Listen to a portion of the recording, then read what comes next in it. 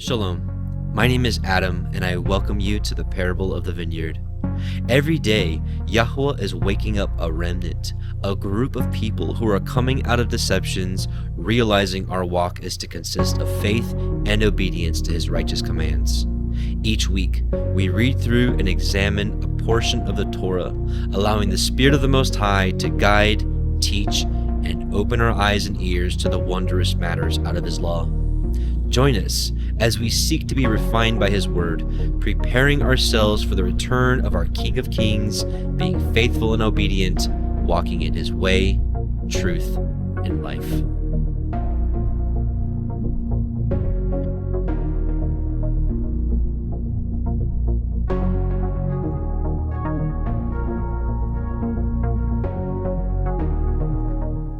Hey, Shabbat Shalom, and welcome back, brothers and sisters. Welcome to the Parable of the Vineyard. My name is Adam, and this is week 19. We're going to cover Exodus 25:1 through 27:18. This is about the construction of the tabernacle in the wilderness. For those who are interested in the return of Messiah, being ready at His coming, understanding that the temple is to be built in the last days, but in a spiritual sense, I think if we pay attention in this portion, I think some really interesting things kind of unfold for those who are interested in end times and what He's expecting of us and whatnot. So if you're here, we're followers of Messiah, and we just want to be more like Him and more like the disciples, and we want the walk that we're walking to be more like what they did versus the traditions that have been passed down to us. And so understanding that the Torah is the foundation that the prophets, the writings, even the things that Messiah expounded on and told us to obey are found here at the beginning. And so I'm on a search to figure out exactly what the Creator of heaven and earth has communicated to us as to how to behave, what to do, what not to do, how our heart is supposed to look like, how we're supposed to think, all those kind of things. And so it should be like a mirror that we look in, and we look at what it says and look at what we're doing. And I think a righteous man or woman would make adjustments in their life to fit according to that image. And we know that Messiah was sinless, as in He didn't break any of the law. And so if we're supposed to pick up our crosses and follow Him and be like Him, well, that's the denomination we're in, is to be more like Him. And so let's get into a quick prayer, and then we're going to blow the shofars, and we'll move on. Heavenly Father, Most High, we just come before You. We bless You in Your Son, Yahushua's name, and the one who died on the cross for us. And we just ask that You continue to send Your Holy Spirit while we study Your Word to show ourselves approved, and help give us understanding that we may apply this to our walk and to our families and to our lives, and every corner of our life. We want to be in line with what You have asked us to do. Thank You so much. Please bless this Sabbath, all of Your people across the four corners. Help us, bless us, heal us, be with us in Yahushua's name. Amen. Let's blow some shofars according to Numbers 10:10.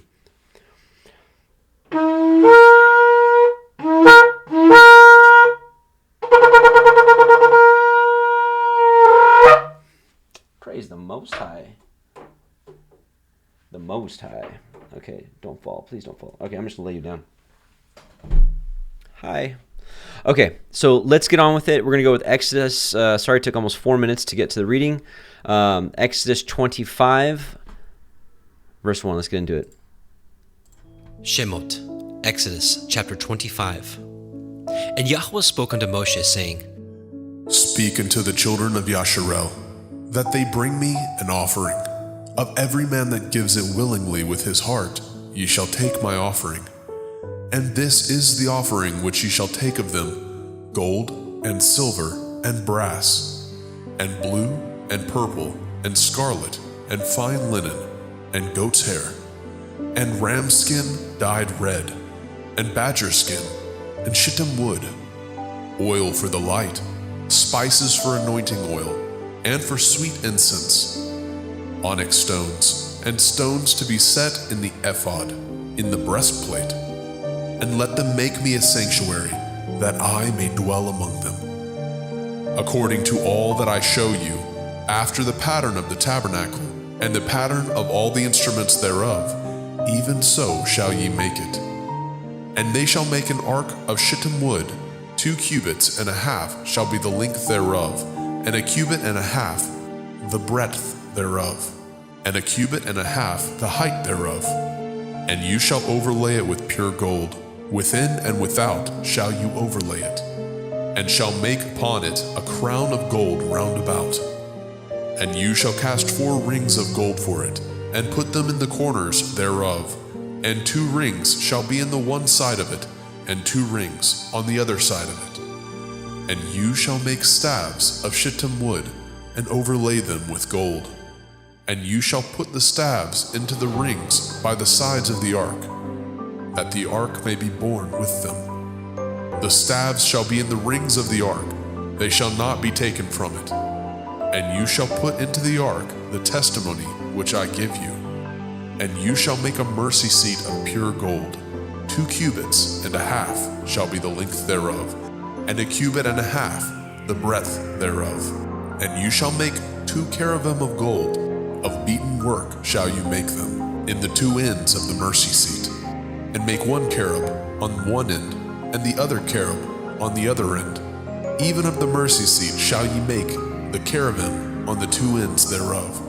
And the cherubim shall stretch forth their wings on high, covering the mercy seat with their wings, and their faces shall look one to another.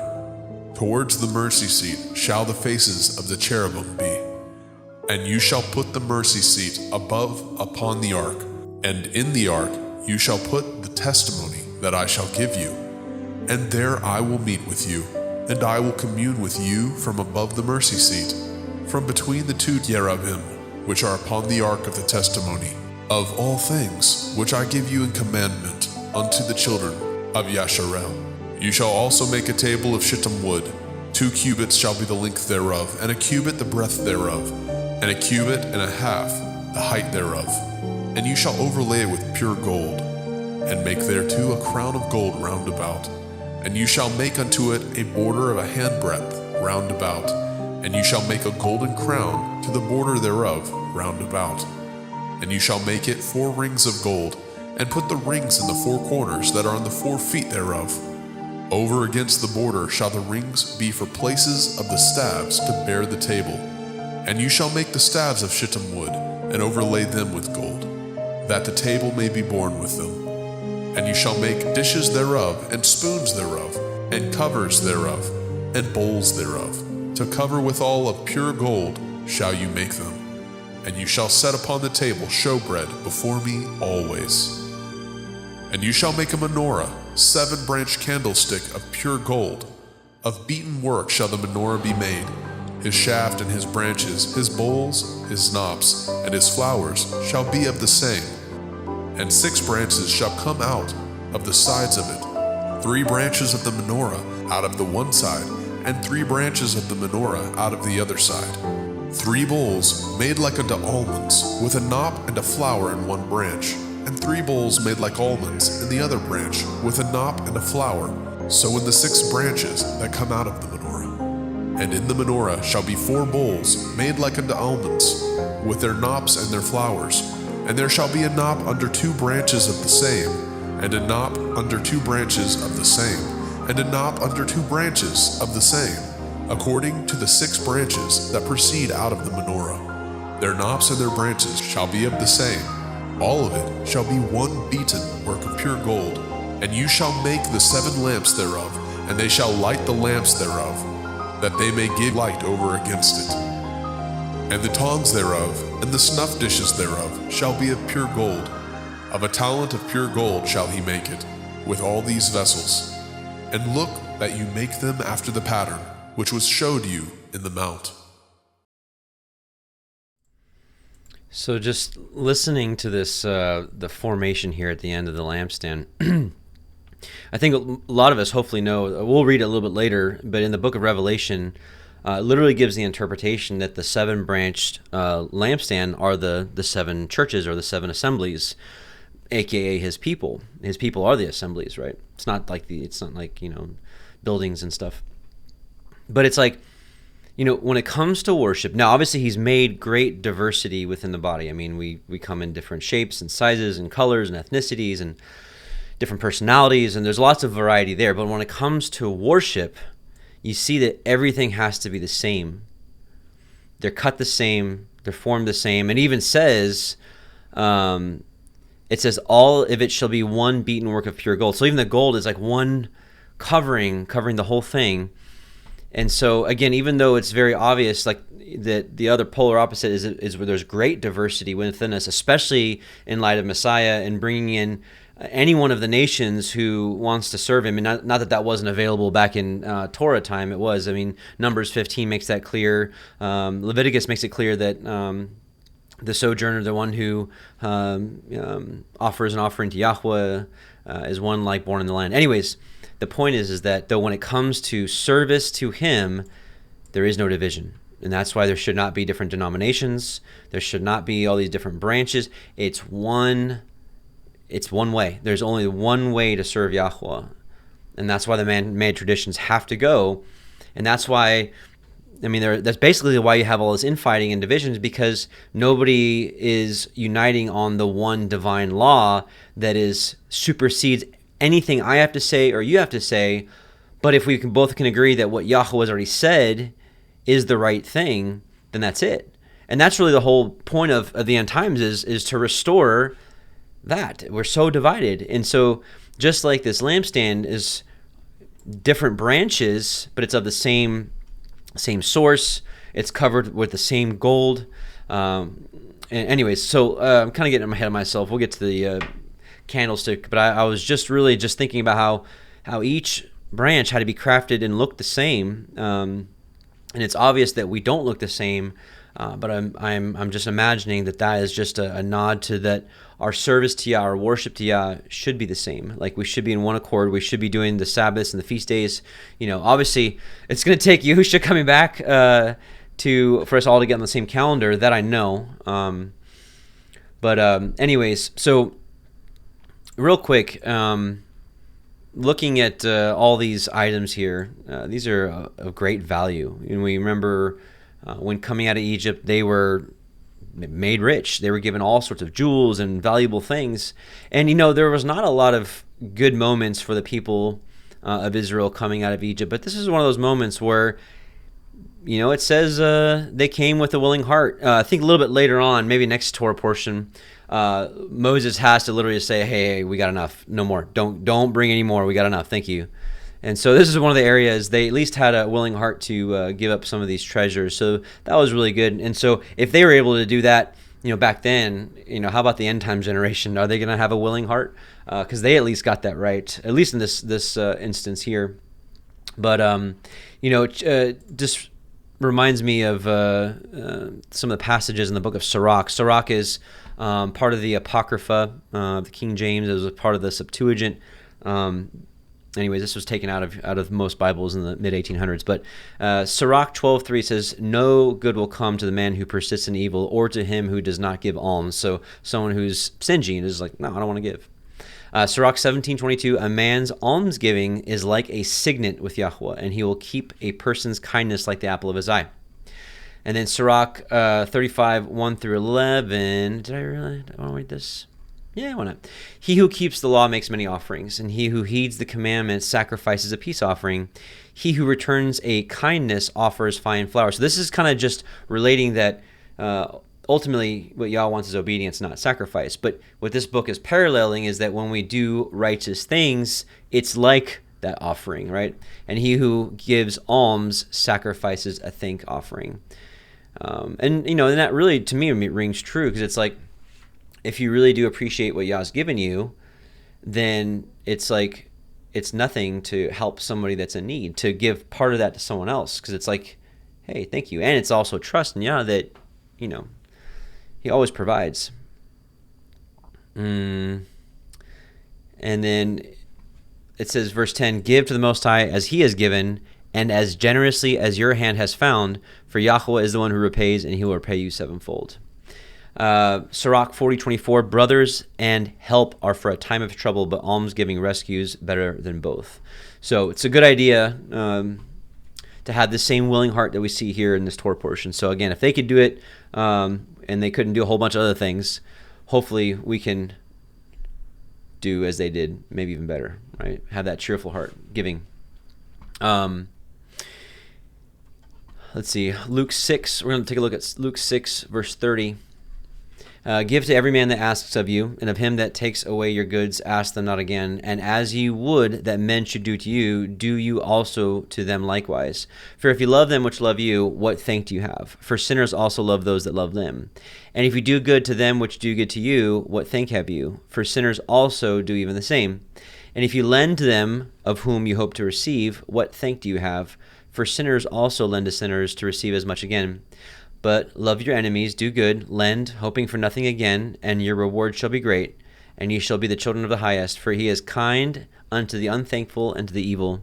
Be therefore merciful, as your Father also is merciful. Judge not, and ye shall not be judged.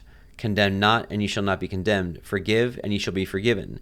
Give, and it shall be given unto you. Good measure, pressed down, shaken together, running over, and men shall give into your bosom. For with the same measure that you meet withal, it shall be measured to you again. So obviously, Messiah is like, we're supposed to give. There's also other guardrails on that as well, where there's commands where it's like if a man refuses to work, he shall not eat. And so there's also times where a prudent man also has to apply prudence and wisdom to recognize, well, if someone is an evildoer, as a known evildoer, and refuses to work and is a drunkard and a glutton or whatever, or a railer, an accuser, or a drunk, whatever, if that's known, and he keeps asking and you keep giving, and he's not repenting of his sin, there's also that so it's like there's these extremes that we have to balance, and sometimes it's not either extreme. Sometimes things are a little bit of both, and you have to pray and really ask for guidance. But I think without direct knowledge of someone is just being wicked and evil and unrepentant, and I think without that direct knowledge, I think we should give, and to never lose that giving heart, especially considering it's like in thinking that all of us deserve death by our actions, and he forgave us of our sins, and what kind of price can you put on that?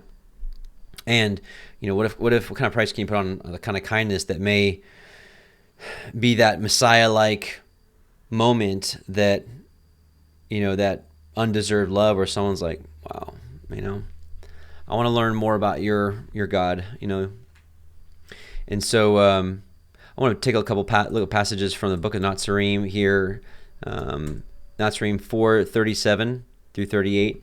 It says, "The rich are responsible for providing the needs of the poor, whether by work or food. This, above all, is the prime responsibility of wealth.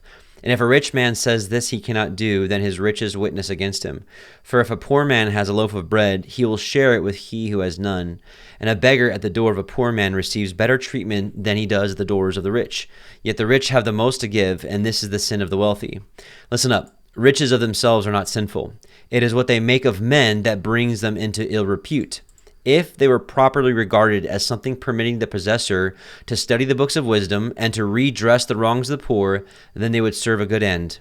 Let the rich ask themselves with sincerity, am I not wealthy because of my lack of charity and the exploitation of others? Is it not because I love myself more than my neighbors? And so sometimes, helping someone out financially it's a very surface level way of showing love. But I tell you what, we know how this world operates. And so sometimes that basic help of just continuing with life is that love that someone needs to experience, especially in this oppressive, vampiric world. Nazarene 3:34 through 35. Andrew said to Yahusha, if we give all we have to the poor, they will grow fat and slothful, preferring a life of beggary or to one of toil. Yahusha said, charity is giving a hand to a blind man or soothing the wounds of those smitten by the ruach strengthening sort of life.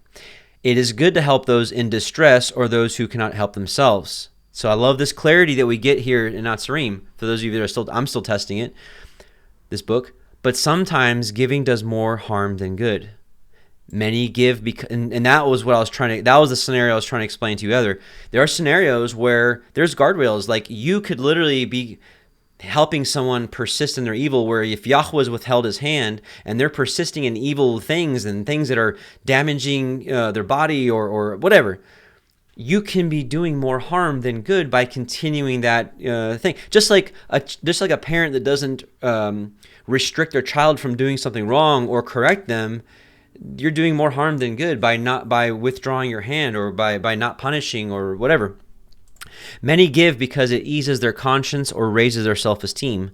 Such giving is not goodness, but when giving entails self-sacrifice, then it is better to give than to receive, for the benefit lies in the sacrifice made and not in the thing bestowed.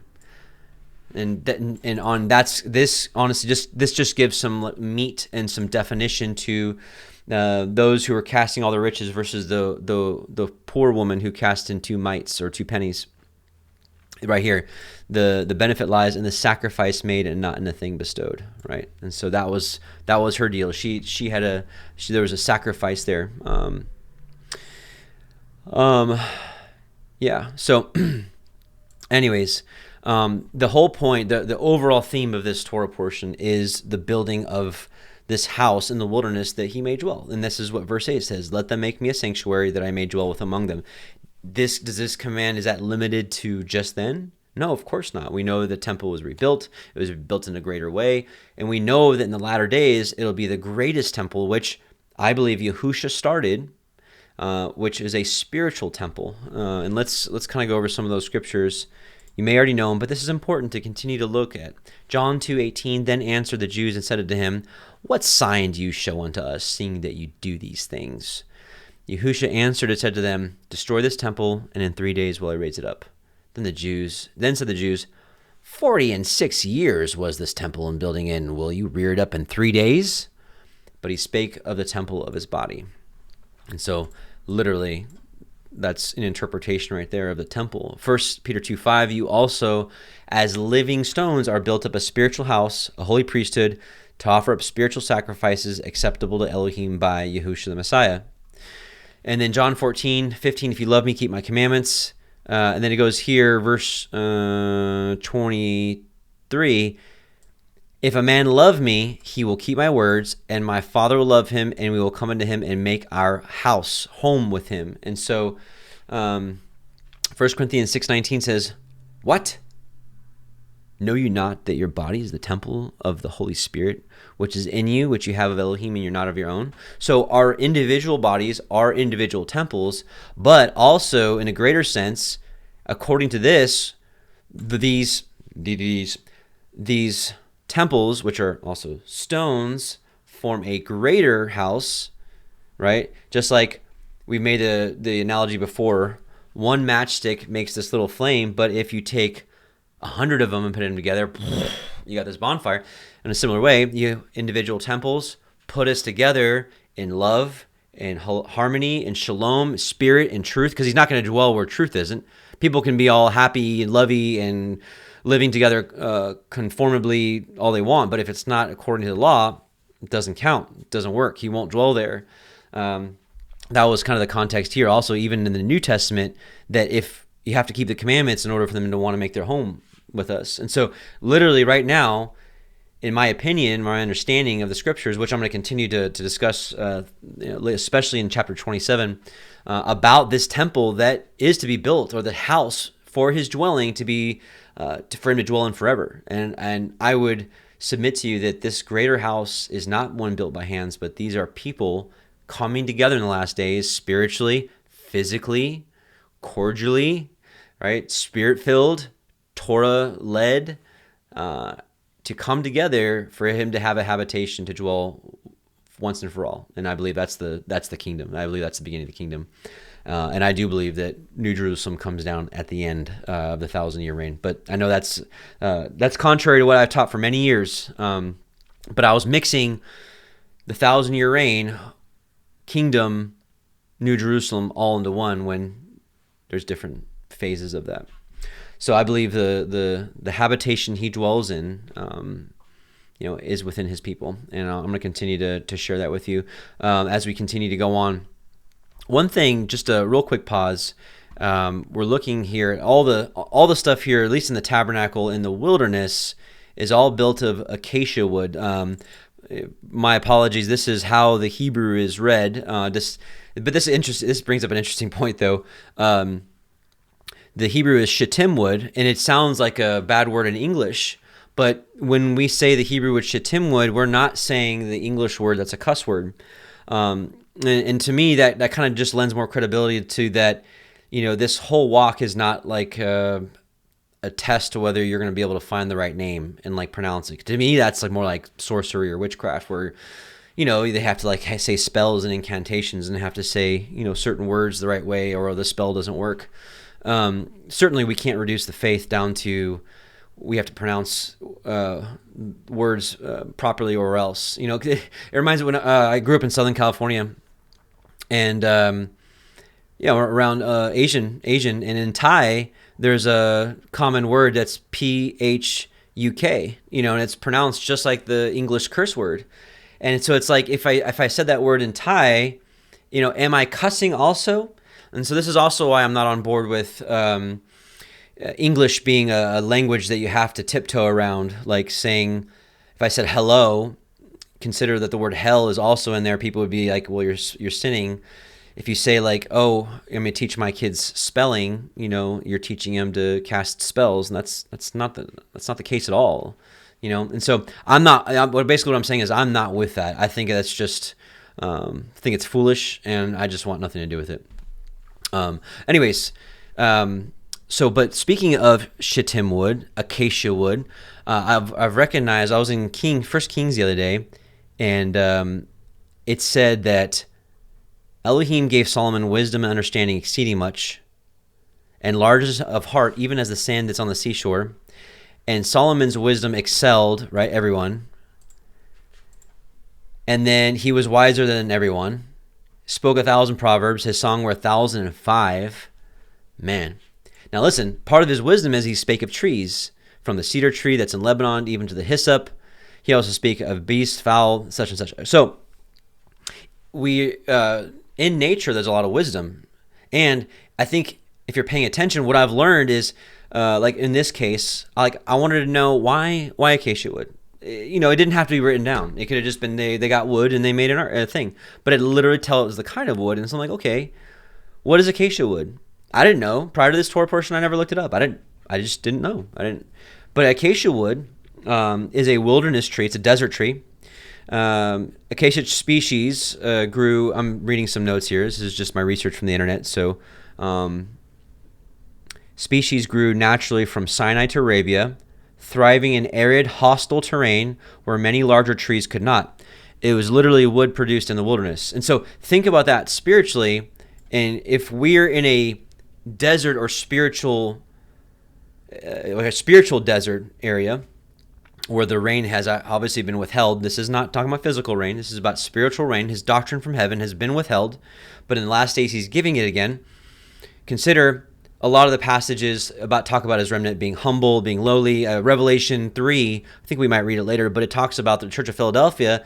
He's like, even though you had little strength, you kept my word. And so I'm thinking about like desert trees surviving off very little, but constantly enduring, constantly moving forward. That's kind of what this tree represents. It represents a tree thriving in a desert area where other trees just won't. The acacia tree is strong enough for structural use. The acacia supplied the ark, the table, the carrying poles, the boards, the pillars, framework, etc. It was durable. The regional acacia species produce hard, heavy wood that resists insects and water and take a high polish. It was thorny and outwardly unimpressive. And so it reminds me of like the verses about Messiah where it says when we saw him, who regarded him. There was nothing special in that, just a physical appearance wise. And so same thing with this tree. It's thorny and outwardly unimpressive. The tree was commonly gnarled, thorny, shaped by harsh desert conditions, not naturally majestic like the cedar. Yet Yahweh chose it to form his holy dwelling in the wilderness. And so I think that's the story again in the last days. I think you're going to have maybe outwardly unimpressive people, not just like physical looks. This isn't like just everyone's just going to be ugly. Sorry, someone's probably like, great, good. But it's like what Paul says. Look around you. Do we have all the high-ranking officials here? All the renowned philosophers of the world? I mean, do we have the rich and the powerful amongst us, or are we just the nobodies? Are we fishermen? Are we cast outs? Are we outcasts, and et cetera, et cetera? And so I think this wood, in my opinion, foreshadows that's going to be a very similar people in the last days. The acacia was workable and transformable. The raw wilderness wood could be cut, fitted together, stood upright, and overlaid with precious metal. Its natural form was completely transformed for holy service. So kind of cool. It's like their original beginning. If you look at an acacia tree, crooked and just all over the place. And so I also looked it up. They definitely had already like pressboard type processes. They already had ways of forming pieces of wood together to form larger boards, because some of these boards are like 15 feet, that we're going to read about here. And so those understandings were already long established. I imagine even Noah knew those kind of things back in his day, building that kind of stuff. But yeah, so possible spiritual picture here with the acacia, the selection of acacia in the wilderness was, life arising from the wilderness. Because again, think about his doctrine from heaven. There's a drought, there's a spiritual drought, but he's starting to give drink to his people in the desert in the last days. We'll go over some of those passages in Isaiah in a little bit. But it's common looking tree or common looking wood chosen for holy service. Thorns and hardship produce endurance. Human frailty strengthened and covered by heavenly glory. So consider this common type of wood that thrived in the desert was then overlaid with gold, with royalty. And I think that's what he's going to do to his people in the last days. He's going to take a poor, humble, contrite, lowly people, but yet pressing forward, keeping his ways. That maybe even people that had beginnings of crookedness, beginnings of thorniness, beginnings of, growing up in the desert life here. Again, think spiritual. Some of us did grow up in the desert, Palm Springs, La Quinta here for me, the low desert. But spiritually, though, I think all of us are. Where it doesn't matter where we are. America is a massive spiritual wilderness. The political state of Israel over there in that area is a massive wilderness. I experienced it for myself last year. But that's all changing. That is changing before our eyes. And praise be to Yahuwah. I think, did I have anything else here? Yeah, no, okay. So also, considering that the temple are his people in the last days, I mean, he even says, like where am I going to dwell? Isaiah 66, Stephen repeats this. Thus says Yahweh, the heavens my throne, the earth is my footstool. Where's the house that you'll build me? So that's basically what I'm proposing, is to build him a house. The same house that Yahusha started building 2,000 years ago, because he threw all the stones down. He prophesied that he would. That's what happens to a leper's house, according to Leviticus 14 and 15. He threw down all those stones, and he started new. Him being the chief cornerstone, Peter and the rest of the others are the mold, and we're just trying to get back to that mold and to build back those blocks up in these last days. But anyways, the point is where is that place of my rest? For all those things have mine hand made, and those things have been, says Yahweh. But to this man will I look, even to him that is poor and of a contrite spirit and trembles at my word. That's who he's going to dwell in. And there's many other passages that substantiate that. But that's also why I do believe that we can do the feast days in a foreign land, or a land, because this is where he dwells and this is where he sets his name. So let's see here. I want to go to, interesting thing here, the cherub. So making these cherubs brings up an interesting point, because basically you have a formed image here. You have literally like a cherub, like an angel. It's like forming an angel. And so there's this kind of question or controversy between, can we have anything in our homes that has any shape to it, or can we have a picture of an eagle, or some people have thrown away everything, and you're like, everything's idolatry. You can't do anything. You can't imitate anything he's made, because the commandment says to not form anything. But I would submit that I believe that's in regards to worship, because if you look at the construction of the second temple, or Solomon's temple, that's the first temple. We're talking about the tabernacle in the wilderness, but that had a formed image. It had two angels looking at each other or facing inward. But in the temple as well, he made these two cherubims of olive trees, 10 cubits high. This is like 15 feet high. And then 7.5 feet wide? And they're massive. These are massive statues. And so certainly if this was against his law, he wouldn't have come, and his presence could not have come in and filled that house. He would have been like, Solomon, did you miss the memo?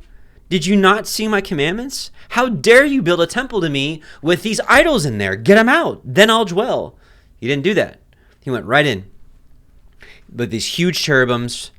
Then you've got all the carved figures of cherubims, palm trees, flowers. This is beautiful. This is beautiful carved work, which some people in this movement would say is unauthorized to reproduce anything that Yahweh made, or to make a likeness of, or a picture, or a painting. And I would say, how so? I mean, this is the very place where he dwells. If there's things that he doesn't like, what he's told us, in my opinion, is, hey, don't make an image of an eagle and bow down and worship it and say, this is a representation of Yahweh. There's a huge difference between having decoration and having an idol that you bow down and worship to. And also, we'll talk more about this at the end, but Ezekiel 40 through 48 talks about, in my opinion, the millennial reign tabernacle, that even though there is all this spiritual stuff I'm talking about, something eventually is built, because people have rooms and they lay down and they sleep, and there's an altar and there's offerings, but also the point is these same things are also carved. So if he's like, you know what, Solomon got it wrong, this is post crucifixion, this is post falling away, and this is the millennial reign, and this is the reigning for 1,000 years righteously. So certainly if Solomon got it wrong, because we know he got other things wrong later, this is still the same, and he dwells here. And so all sorts of different decorations all over the place. And so anyways, what else do I want to talk about here? Oh yeah, and speaking of the cherub, this is so basically you have this ark, and on the ark are these two. Yeah, everyone's seen the picture of it. I'm sure I don't have to show you. Two angels looking at each other. Well, that was basically the seat, the throne. That was where Yahweh met and spoke with Moses, Aaron, and then the subsequent priests, or whoever he spoke with. And so that's basically his throne. And so consider these cherubs bear up the throne. And so there is a famous cherub that we know about that went astray. And I'm going to bring it up for a reason. Ezekiel 28:12. The earlier part of Ezekiel 28 talks about the king of Tyrus. Definitely, or not definitely, at least seems like a human ruler. But then further on, it says, Son of man, take up this lamentation for the king of Tyre, and say to him, Thus says Yahweh Elohim, you seal up the sum, full of wisdom and perfect in beauty. Right? You have been in Eden, the garden of Elohim. Every precious stone was your covering, the sardius, topaz, diamond, beryl, onyx, jasper, sapphire, emerald, carbuncle, and gold. The workmanship of your tabrets and of your pipes was prepared in you in the day that you were created. You are the anointed cherub that covers. So this is exactly what's being built here. This is the cherubs that covered the mercy seat, right? That's what they did. But he's saying here, this is, in my opinion, this is definitely the Satan. And there's many Satans, there's many adversaries, but there's one who was like Yahweh's throne bearer. Probably like it would be equivalent to like a top general, in my opinion. Probably like a son to him. I'm not saying that Satan was the son of God. Don't. I'm saying like a close leader, close relative. I mean, they're all his. They're all his relatives. But you know what I mean. I'm trying to give like in human relations of how close that relationship was. He says, you are the anointed cherub that covers. I have set you so, and you were upon the holy mountain of Elohim. You have walked up and down in the midst of the stones of fire. You are perfect in your ways from the day that you were created, till iniquity was found in you.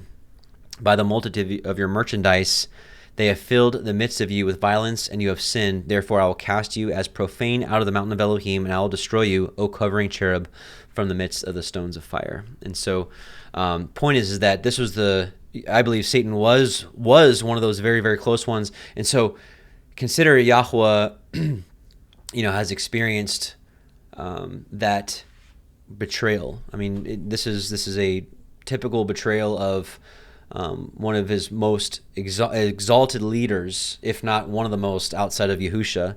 I don't know where Satan ranked as far as like Michael and all that. I don't have knowledge on that kind of stuff, but obviously very high ranking, He brought a lot of influence. A lot came with him, and it's just a backstab move. And I have to say that's been the hardest part of this walk. And so even though it has been hard, maybe some of us have experienced that. Maybe the Father is allowing us to experience a little bit of his heart. Because David was a man after his own heart. And so if David was a man after his own heart, then certainly he experienced a lot of those things. And so consider how David must have felt with Saul trying to kill him. I mean, his own father-in-law. He's like, I married your daughter. Like, why are you hating me? Like, what's your deal? So consider that a lot of us that have experienced this kind of treachery, and we get to experience a little bit what the Father experienced, and consider that's basically what the devil has done. And it is an ancient battle of who's Elohim, and we know that whose rules we obey is our master, and Paul makes that very clear in Romans 6. But that understanding is not founded there. That's just the easiest for us to digest. Like, who you obey is your master. That goes on to the mark of the beast, because everyone's marked with something. You're either marked with the mark of Yah or a mark of a beast. And so consider what the devil has done is stolen the obedience of almost all the people on earth. Because it doesn't matter if they're Buddhist or Taoist, they're all serving false gods. Even atheists, they're serving themselves. And even Christianity, even Judaism, right? Judaism, we know they're following satanic rules that overshadow the Torah. Well, Christianity, right? His people, instead of getting busy every year for Passover and unleavened bread and Sukkot and all the awesome Shabbats, they're getting ready for a different appointed time every week, every year. And what the devil has done has stolen the authority and has stolen the hearts of the people, just like Absalom stole the hearts of David's people because he wanted it for himself. Instead of operating like Absalom could have simply been happy operating under his father's jurisdiction, serving his father honorably and serving the people. But instead he wanted what his dad had. So same thing, Satan wanted and wants what Yahusha has, and that's why he's the thief, to kill, steal, and destroy. Because when he successfully takes people away from obeying the Creator of heaven and earth and his ways and accepting the spotless lamb as their sacrifice, and even taking those that do accept the lamb as their sacrifice and turning them away from the Torah, he's effectively stolen, killed them, and destroyed them unless they repent. So, anyways, let's keep going. Table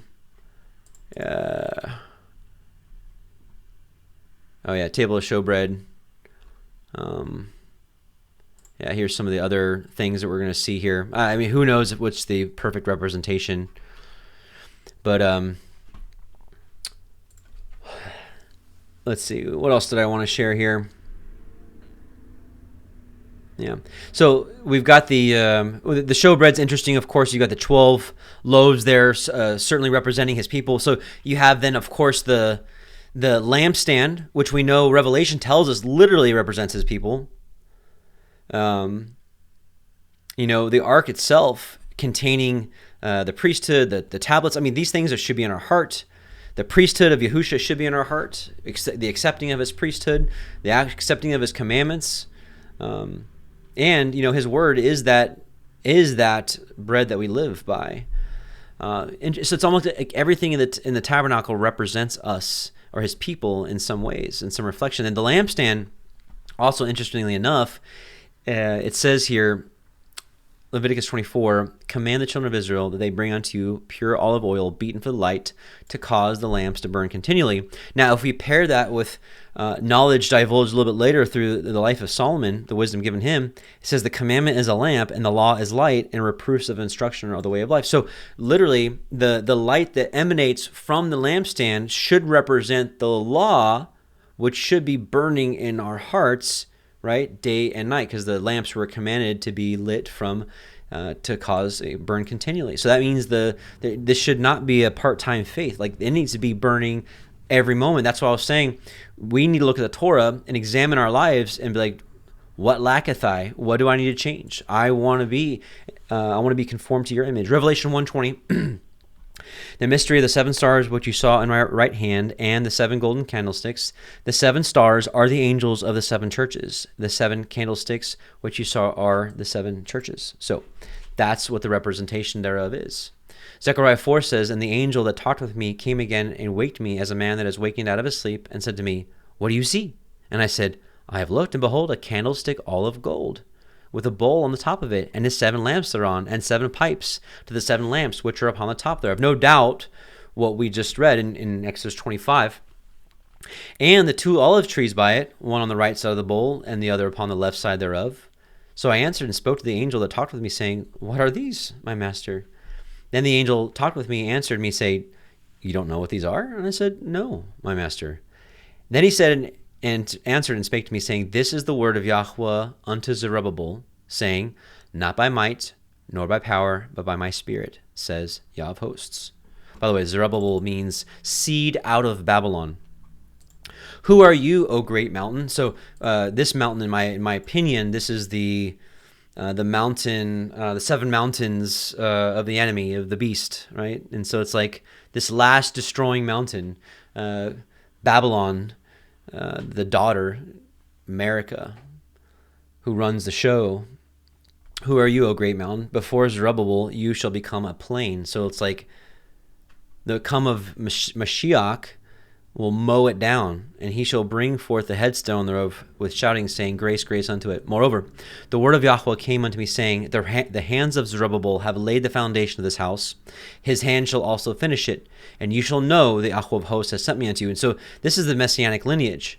And so this is literally Zerubbabel back then, starting to rebuilding. We know that Yahusha is actually the spiritual restoration of this. And in my opinion, in the last days will be his group of people, will be his overcomers, his 144K, the great multitude, the gathering of the saints, the remnant of Israel, as one will also finish this work. Because if we're grafted into his house, then we're in his house. For who has despised the day of small things? For they shall rejoice and shall see the plummet in the hand of Zerubbabel with those 7. They are the eyes of Yahweh, which run to and fro through the whole earth. And by the way, quick understanding of that, in my opinion, Revelation says that the Lamb had 7 eyes, and those 7 eyes were the 7 spirits. And so, the 7 eyes are 7 spirits. 7 spirits are the ones that are listed in Isaiah 11. I don't want to mess them up, so we'll just go there real quick. Because it says, the Spirit of Yahweh shall rest upon him. That's 1. Wisdom and understanding, 2 and 3. Counsel and might, 4 and 5. Knowledge and the fear of Yahweh, 7 spirits. So going back to the vision of Zechariah 4, sorry, I bounced around a lot. Then I answered and said to him, What are these 2 olive trees upon the right side of the candlestick and on the left side thereof? And I answered again, said to him, What be these 2 olive branches, which through the 2 golden pipes empty the golden oil out of themselves? And he answered and said to me, Don't you know what these be? And I said, No, my Lord, my master. He said, These are the 2 anointed ones that stand by Yahweh of the earth, or more properly, the 2 sons of oil. And I think that's interpreted here a little further, because this is all symbology of something actually going on. Zechariah 6:12 says, Speaking to him, saying, Thus speaks Yahweh of hosts, saying, Behold, the man whose name is the branch, he shall grow up out of his place, and he shall build the temple of Yahweh. Again, this is the whole perspective of this. This definitely applied to Messiah directly 2,000 years ago. I would submit that 2,000 years later, at the foothills of the kingdom, the beginning of the kingdom, that this is happening once again. He shall build the temple of Yahweh, and he shall bear the glory, and shall sit and rule upon his throne, and he shall be a priest upon his throne, and the counsel of peace shall be between them both. So you have these 2 sticks that come and form into one, right, into one deal. And so my understanding is that previously these 2 sons of oil the two anointed, it's the two offices. It's the kingship and the priesthood, but it's brought together, of course, by Mashiach. And I believe his people will be operating in the Melchizedek order, who will also be walking in the priesthood and in the kingship as well, because he brought that together. Only he could do that. But also in Revelation 11:3-15 says, I will give power to my two witnesses. They shall prophesy 1,260 days, clothed in sackcloth. These are the two olive trees and the two candlesticks standing before the Elohim of the earth. And if any man will hurt them, fire proceeds out of their mouth and devours their enemies. If any man will hurt them, he must in this manner be killed. So consider, this happened. This happened 2,000 years ago. The disciples, remember the tongues of fire on their head? Well, obviously in them, and when they spoke with different languages, and nobody can resist them. Of course, they were martyred, and the movement was scattered into Roman Catholicism, and then, of course, we know how everything went. And that's why it says that the beast overcame them, and their bodies were exposed for a time. But in the last days, it is restored. So praise be the Most High. So anyways, these have power to shut heaven, that it rain not in the days of their prophecy, and have power over waters to turn them to blood, and to smite the earth with all plagues as often as they will. And when they shall have finished their testimony, the beast that ascends out of the bottomless pit shall make war against them, shall overcome them and kill them. And their dead bodies shall lie in the street of the great city, which spiritually is called Sodom and Egypt, where also our Master was crucified. And they of the people and kindreds and tongues and nations shall see their dead bodies 3 days and a half, and shall not suffer their dead bodies to be put in graves.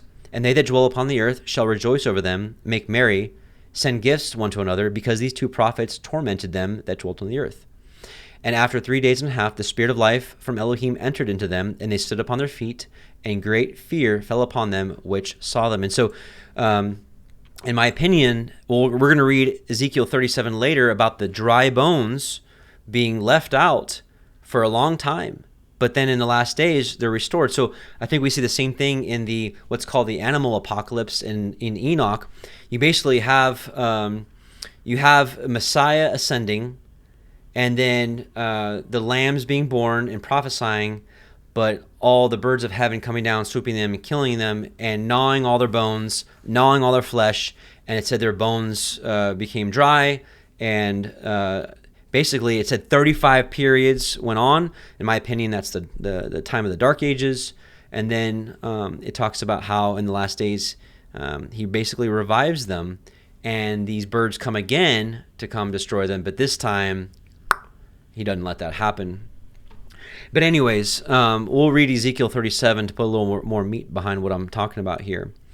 So after 3 days and a half, the spirit of life from Elohim entered into them. They stood upon their feet, and great fear fell upon them which saw them. And they heard a great voice from heaven saying to them, Come up thither. And they ascended up to heaven in a cloud, and their enemies beheld them. The same hour was there a great earthquake. The 10th part of the city fell, and in the earthquake were slain of men 7,000. And the remnant were affrighted, and gave glory to the Elohim of heaven. The second woe was past, and behold, the third woe comes quickly.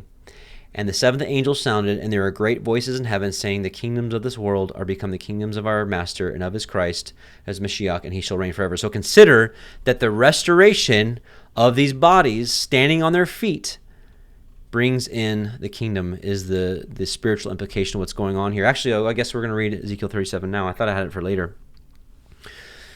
So look at the chronology, right? He gives power. Because consider, we'll read in Ezekiel 37 that these two sticks come together. Consider that's exactly what Yahushua did, right? It talks about how bringing the two into one. It could have been, some people interpret the two witnesses as what were the Jews and Gentiles, but have been brought into one, because that's essentially what Ezekiel 37 is about. But nevertheless, they were given power, right? These apostles were given power. It said so. It also even said that fire was on their head, and they spoke with different languages. And consider that nobody could resist them until their testimonies were finished. And certainly, we know that they were executed, every one of them, right? By Rome specifically, right? Because the beast, in my understanding, was Rome. Someone can correct me, correct the record, make the record straight there if I'm wrong. But that's what happened to the apostles. And so consider, if you look at like the church fathers, it wasn't long after Like I think you had one righteous generation after that succeeded them, like Polycarp, Clement, and maybe a handful of others that kept the ways of the Most High. But then after that, it was over. They were already throwing away the law, calling it Jewish, all sorts of things. And so my opinion, if spiritually one has life in them, if they're abiding in the Torah, well, consider if this is a spiritual picture here, that after the apostles died, it's almost like when the Israelites were saved out of Egypt, it's like they went right back to sun worship. Well, that's exactly what happened. Yahusha rose, gave him power, the testimony went out, they were killed, and then it was just basically they were dry bones again, because the Torah was thrown away again. It was a bunch of man-made traditions again. The faith was taken over. The remnant were slain.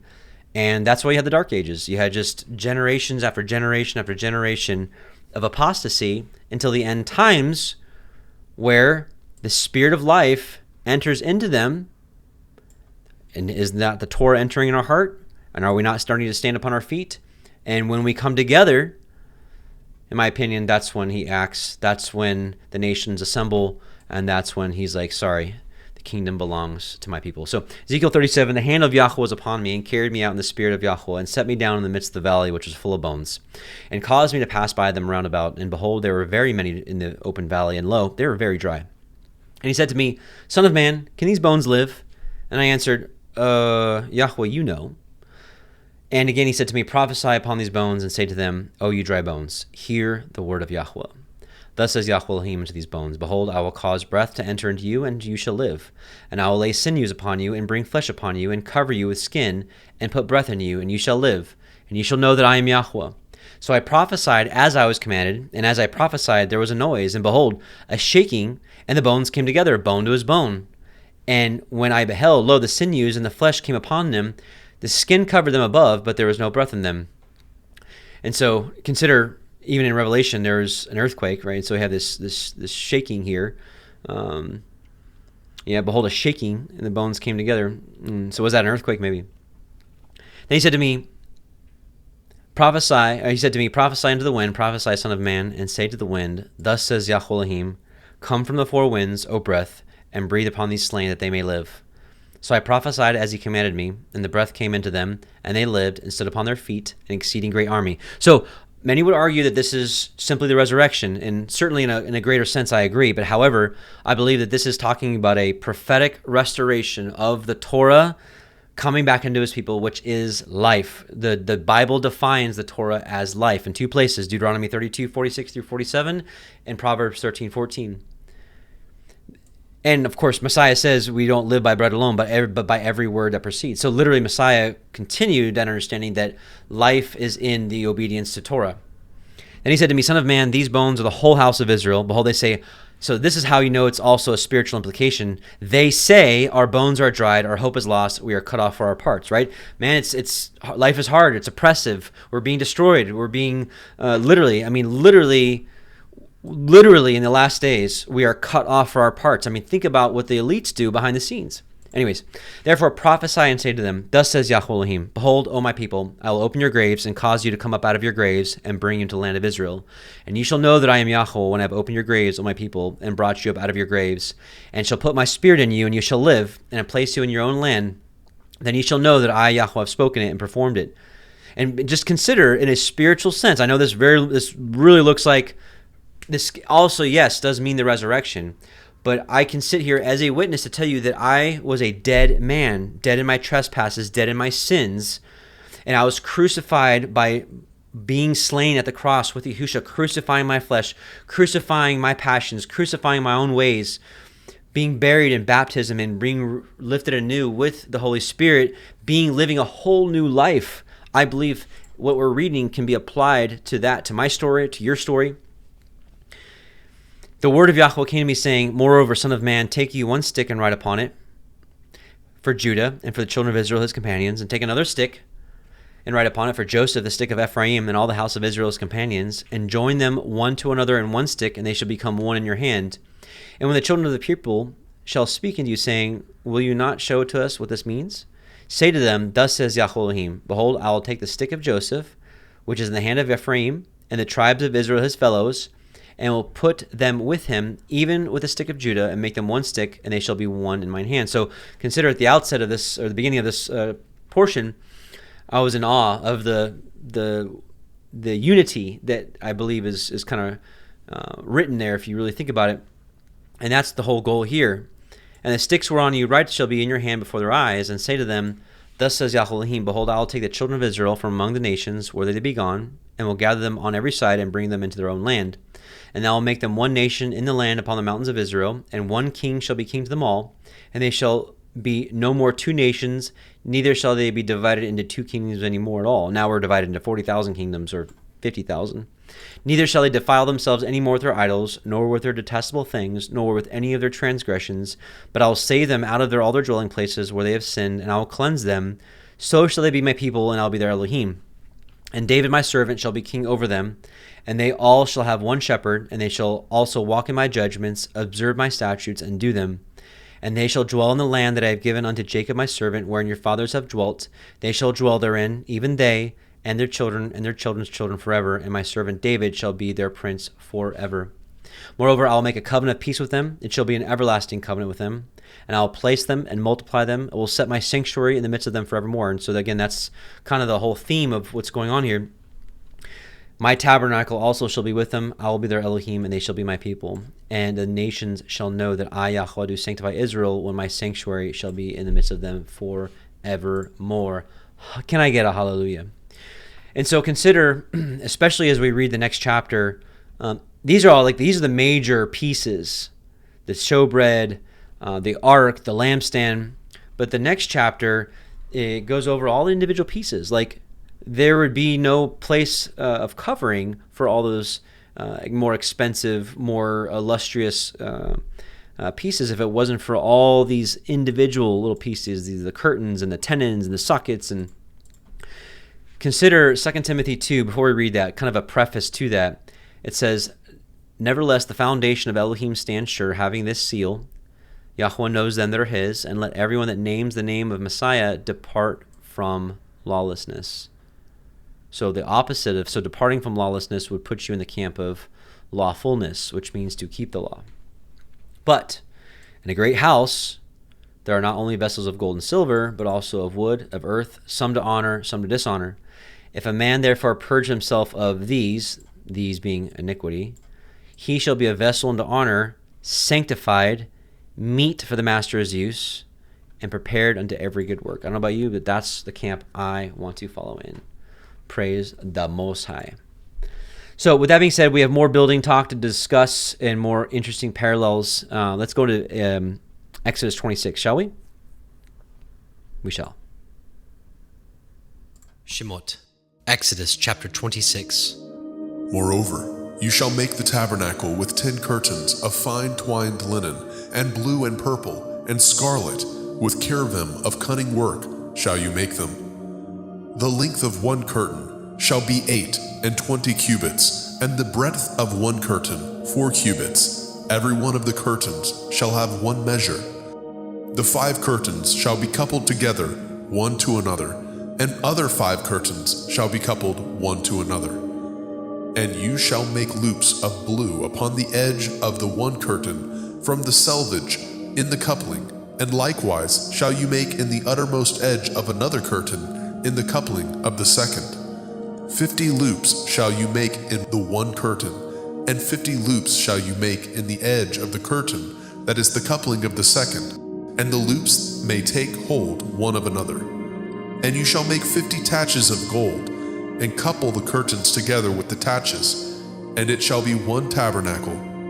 And you shall make curtains of goat hair to be a covering upon the tabernacle. 11 curtains shall you make. The length of one curtain shall be 30 cubits, and the breadth of one curtain 4 cubits, and the 11 curtains shall be all of one measure. And you shall couple 5 curtains by themselves, and 6 curtains by themselves, and shall double the 6th curtain in the forefront of the tabernacle. And you shall make 50 loops on the edge of the one curtain that is utmost in the coupling, and 50 loops in the edge of the curtain which couples the second. And you shall make 50 taches of brass, and put the taches into the loops, and couple the tent together, that it may be one. And the remnant that remains of the curtain of the tent, the half curtain that remains, shall hang over the backside of the tabernacle, and a cubit on the one side, and a cubit on the other side, of that which remains in the length of the curtains of the tent. It shall hang over the sides of the tabernacle, on this side and on that side, to cover it.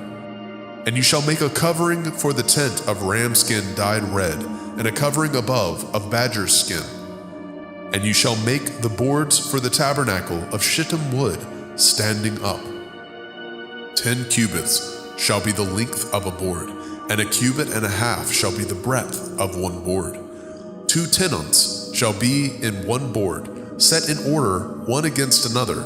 Thus shall you make for all the boards of the tabernacle. You shall make the boards for the tabernacle, 20 boards on the south side southward. And you shall make 40 sockets of silver under the 20 boards, 2 sockets under one board for his 2 tenons, and 2 sockets under another board for his 2 tenons. And for the second side of the tabernacle on the north side there shall be 20 boards, and their 40 sockets of silver, 2 sockets under one board, and 2 sockets under another board. And for the sides of the tabernacle westward you shall make 6 boards, and 2 boards shall you make for the corners of the tabernacle in the 2 sides. And they shall be coupled together beneath, and they shall be coupled together above the head of it unto one ring. Thus shall it be for them both. They shall be for the 2 corners. And they shall be 8 boards, and their sockets of silver, 16 sockets, 2 sockets under one board, and 2 sockets under another board. And you shall make bars of shittim wood, 5 for the boards of the one side of the tabernacle, and 5 bars for the boards of the other side of the tabernacle, and 5 bars for the boards of the side of the tabernacle for the 2 sides westward. And the middle bar in the middle of the boards shall reach from end to end.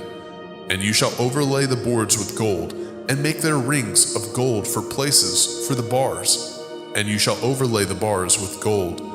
And you shall rear up the tabernacle according to the fashion thereof, which was showed you in the mount.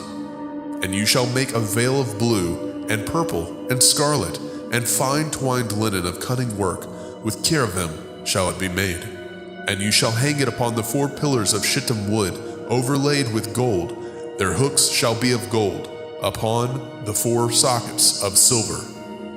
And you shall hang up the veil under the taches, that you may bring in hither within the veil the ark of the testimony, and the veil shall divide unto you between the holy place and the most holy.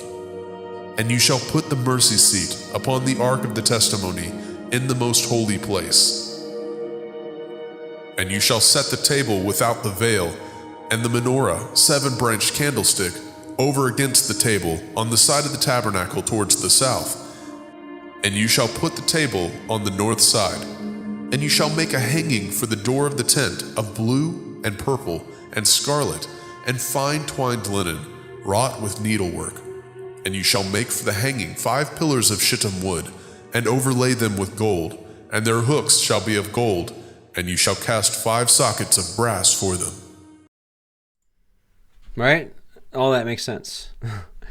It's something I just noticed this year. Never seen it before. And I don't really know that it means anything, but I just thought it was interesting, considering not too long ago we were talking about the manna, Exodus 16, and how they got the double portion on the 6th day. I don't know what this means, but you shall double the 6th curtain in the forefront of the tabernacle. And I was like, maybe there's some sort of pattern there. So just love to hear in the comments if anybody has some ideas there. Kind of maybe something cool there. But obviously, the overall theme here is like listen, it takes everybody. And so it's Yahweh's way to give one some and some to another. I mean, he tells us that in the parable. He says he gave one person 5, another 2, another 1. Or I'm messing up the amounts. 5, 2, and 1. We'll just go with that. And it said according to their several abilities. And but consider it takes everybody. That takes the entire body. 1 Corinthians 12 is a great read. If you ever are kind of like low, thinking like, oh well, I'm not important because I'm not doing what so-and-so is doing, or the reach of my ministry is not this as big as so-and-so's, or whatever it is, even if it feels like it's going nowhere, when you're doing the work of Yahweh, doing it faithfully as to what he's given you, I believe that is what you're going to be judged on as far as, the talents he's given you. This is something we've been talking locally at our community here, is identifying talents, identifying our purpose in life, identifying our roles in the body. And I think it's really important, and because if you think about it, it takes all of us. It's going to take all of these stones coming together who have different purpose. And some of us have, some have similar purposes. Like some people are made to be musicians, and some people are made to be support to the musicians, and some people are, made to be cooks, and some are the skilled laborers, and it's like everybody has to have a role. We're learning here in a community for this to function and to move forward and to be orderly and clean and peaceful and not chaotic. And it's like it takes everybody, and everybody's important. And like I understand what Paul says, where he says you give honor to the more lowly ones to lift them up, like, because it's like we need to all feel like and know that we have one common purpose. And so obviously that's the kind of the overall theme here. What would this tabernacle be without the 50? Someone else help me out there. Is it tax, or is it tashes? Is it tax?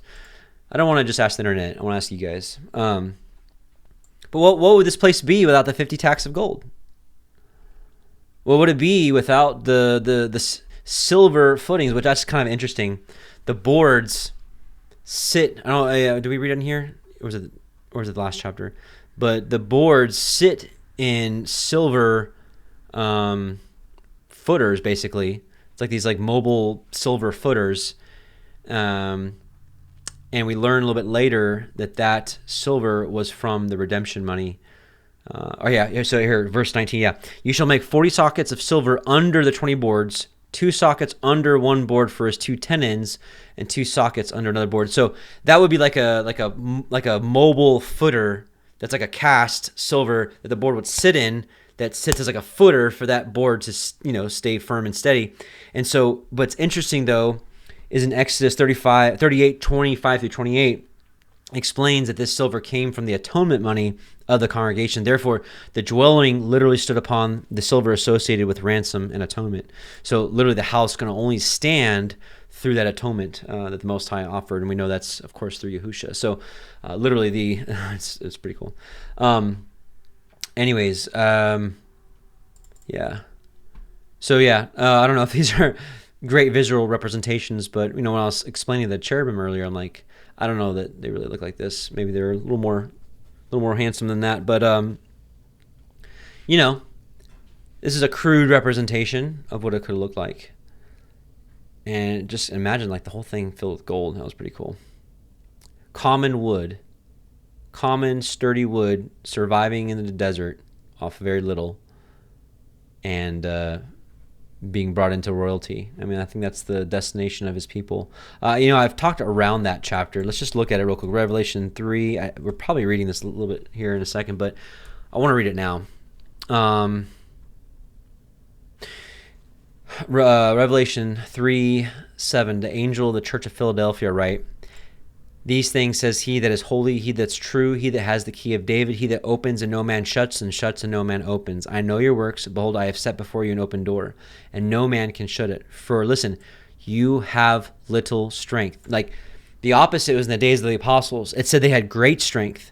So in the end times, his people have little strength, and guess what? Has still kept my word and have not denied my name. And when learning, his name is a lot more than a pronunciation. I was speaking with Brother M.A. last night, and it's like we were talking about the name and how, a lot of us started with, oh, wait, hold on a second. You're telling me his name is not Lord or God? Oh, wait, his name wasn't Jesus? J didn't exist? Oh, wait, it was a Hebrew name? More than likely Yeshua or Yahusha or Yahushua. Hawashai, and it's like it's awesome, and we're learning to pray with the name that we understand. But, I think that was just a testing ground because some people were just outright rejected, like, no, I don't want to hear it. And they definitely aren't listening anymore. But it's like people that accept it, it's like, okay, well, what else is there? And then you keep researching, and you're like, whoa, his name is much more than a pronunciation. Exodus 34 says his name is wonderful. It's merciful and gracious and long-suffering and full of goodness and truth. Oh, the truth is the Torah. So he's filled with the Torah too. Oh, and, he's a righteous judge. He judges impartially. And it's like, man, it's like basically the obedience to the Torah and the fruits of the Spirit. That's his name. And so Mike, MA and I were talking last night. And it's like, I've also seen where people get the surface level name, and he's almost like, what are you going to do with this? Are you going to go around and point the finger at everyone else now that they don't know the little bit I gave you? Are you going to go are you going to go tell people that they're not worthy or they're not saved because they don't know how to pronounce a word like you do? Or it's like, are people to even, if so, it's like, if that's handled with meekness and shalom and receiving with love, then he's like, all right, now I'll really show you my name, right? And then you just continue on to learn. But I've seen people that get hung up at that first step and turn a wrong heart. He's like, no, I'm not giving you the rest. But that's not cut and dry, because we know there's people that know the name and have moved on to Torah obedience and yet still are a bad representation of his name. Ultimately, the core of do not take my name in vain commandment. So, but anyways, it says, behold, I will make them the synagogue of Satan, which I think is the reality of who they are is becoming very known these days, who say they are Jews and are not, but do lie, right? They're the synagogue of Satan. Even Yahusha called them, right, children of the devil to their faces. He's like, yeah, you're the seed of Abraham, but you're the children of the devil in your actions and your works. And that's how also people who are outside the nation who believe in Yahusha and do his works are his people. It doesn't matter where they came from. So it's like this reversal. I will make them to come and worship before your feet and know that I have loved you, because you have kept the word of my patience. I will also keep you from the hour of temptation or tribulation, which shall come upon the whole world to try them that dwell on the earth. Behold, I come quickly. Hold fast what you have, that no man take your crown. So, yeah. So, I don't know about you. I want to be like acacia wood. In the Hebrew, shittim wood. I'm not cussing, okay? But, it's interesting. In Revelation 21, you have this tabernacle. And consider, I do believe there is going to be a building, but I believe this is spiritual as well. Because he already said the tabernacle of Elohim is with men, and he will dwell with them. And they shall be his people, and Elohim himself shall be with them. He already said he's going to dwell in his people. And it's interesting, the description of it, because we know Messiah was the chief cornerstone, but is he literally a stone? No, figuratively. Well, what about the rest of the stones? The rest of the stones are most precious. Jasper, right? Clear as crystal. But the actually literally talks about the actual stones themselves, which, oh, by the way, will come into play in next Torah portion, so we won't get too deep into this. But you can tell that these are figurative because these are the same stones that were on the breastplate that represented the tribes of Israel. So this is literally telling you that the foundations in the wall are built of his people. Because he even told us before in the past that this wall is figurative. Jeremiah 1:18, he told Jeremiah, behold, this day I've made you a defense city, an iron pillar and brazen walls. And so, what is this house? He already said, what house will you build unto me? He wants to dwell with his people. I saw no temple therein, for El Shaddai and the Lamb are the temple of it. This tells you this is a figurative thing. And so in the last days, it'll be his people. In 2nd Ezra 7, so it says here, Ezra is basically pouring out a complaint of wow, only a few people are going to be saved? I don't understand. He answered and said to me, listen, Ezra, and I'll instruct you, and I'll admonish you yet again. For this reason the Most High has made not one world but two. For whereas you have said that the righteous are not many but few, while the ungodly abound, hear the explanation of this. If you have just a few precious stones, will you add to them lead and clay? I said, Master, how could that be? And he said to me, not only that, but ask the earth, and she will tell you. Defer to her, and she will declare to you. Say to her, you produce gold and silver and brass, and also iron and lead and clay. But silver is more abundant than gold, and brass than silver, and iron than brass, and lead than iron, and clay than lead. Judge therefore which things are precious and desirable, those that are abundant or those that are rare. So he's basically saying, like, the obvious value increases of these items based off of their rarity and their scarcity. And I said, O sovereign Lord, Master, what is plentiful is of less worth, for what is more rare is more precious. He answered me and said, weigh within yourself what you have thought, for he who has what is hard to get rejoices more than he who has what is plentiful. So also be with the judgment which I have promised, for I will rejoice over the few who will be saved, because it is they who have made my glory to prevail now, and through them my name has now been honored. And anyways, so basically he's saying that the very few who are alive and keep his commandments and honor his name, which we know is much more than a group of people being like, hey, y'all got it wrong. It's not Jesus. Okay, it's not Jesus. It's Yeshua, Yahusha. Like, that is like the whole end times isn't hanging on that. The end times is hanging in the balance of people coming back to his Torah. And if you're like, well, Adam, that's a pretty bold statement. Deuteronomy 30 literally says that. This is the biggest end times passage there is. It shall come to pass when all these things are come upon you, the blessing and the curse, which I have set before you, and shall call them to mind, or like think about this, among all the nations where Yahweh your Elohim's driven you, and shall return to Yahweh, and shall obey his voice according to all that I command you this day. So the end times revival is about obeying everything he wrote. You and your children with all your heart, with all your soul, that then will Yahweh turn your captivity and have compassion on you, and will return and gather you from all the nations. So the end times does hang in the balance of his people coming back and keeping his law, period. That's what this says. Now, can any of us sit here and say, well, we've done this of our own might? Well, I don't know about you. Without Messiah, the cross, redemption, grace, freely giving it, I wouldn't even cared about the Torah. I would have never been restored back to this. So everything does hinge on the blood of the Lamb. But nevertheless, it's not just there. It doesn't stop there, because that exists, but this also exists. Both are true. The blood of the Lamb, Messiah, the cross, there's nothing else without it. That's true. But this is also true as well. That's why we're supposed to pick up our crosses and follow him. But literally the restoration comes when we come back to his Torah. Right? When you shall obey the voice and do all his commandments, which I command this day. Yeah. Anyways, going back to, yeah. So it's like, how like everything lined up, everything was in order. That's kind of what I'm seeing here. The city that lies foursquare. It's like everything is measured, everything's ordered, it's directed, everything's equal. And that's the reign of Messiah. He reigns with equal justice. He judges with equal justice. Right? He shall not judge after the sight of his eyes, neither reprove after the hearing of his ears. But with righteousness shall he judge the poor, and reprove with equity. And then I think it's John the Baptist, right? It's Isaiah, is it 41? No, 40.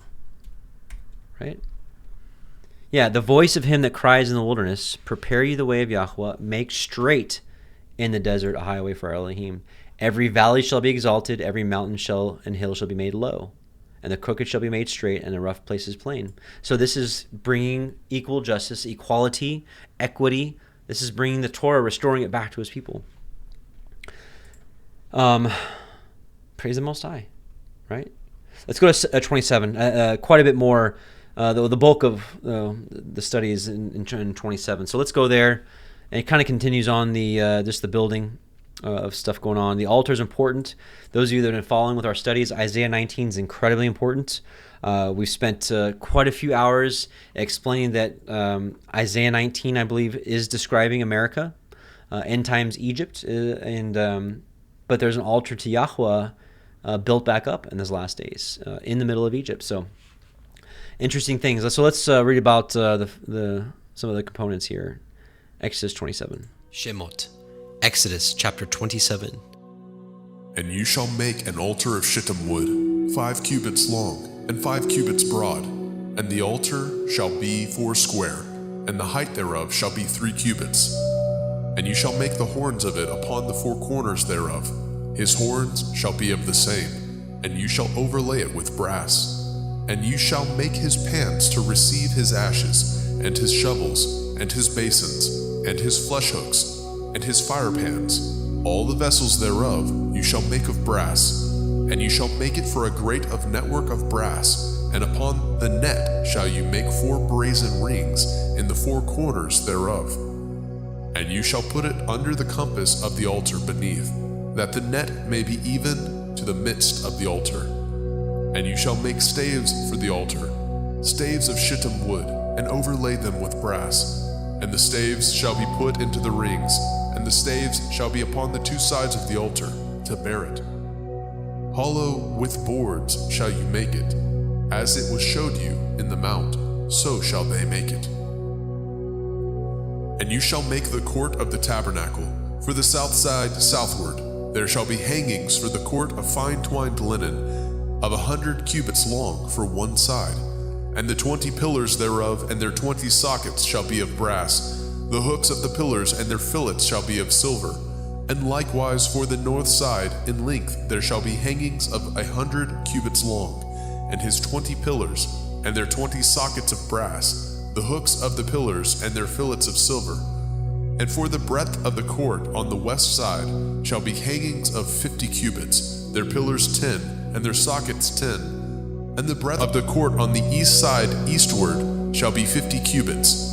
The hangings of one side of the gate shall be 15 cubits, their pillars 3, and their sockets 3. And on the other side shall be hangings 15 cubits, their pillars 3, and their sockets 3. And for the gate of the court shall be hangings of 20 cubits, of blue, and purple, and scarlet, and fine twined linen, wrought with needlework. And their pillars shall be 4, and their sockets 4. All the pillars round about the court shall be filleted with silver. Their hooks shall be of silver, and their sockets of brass. The length of the court shall be 100 cubits, and the breadth 50 everywhere. And the height of 5 cubits of fine twined linen, and their sockets of brass. All the vessels of the tabernacle in the service thereof, and all the pins thereof, and all the pins of the court shall be of brass. All right, so remember the whole precept of this decree was, hey, build me a house that I may dwell. I want to just go back to more of the end times wilderness building here. So here, back in almost the beginning, Deuteronomy 32, verse 9, for Yahweh's portion is his people. Jacob is the lot of his inheritance. He found him in a desert land. So consider this happened in the past. It's going to happen again. He found him in a desert land, and in the waste howling wilderness, he led him about. He instructed him, he kept him as the apple of his eye.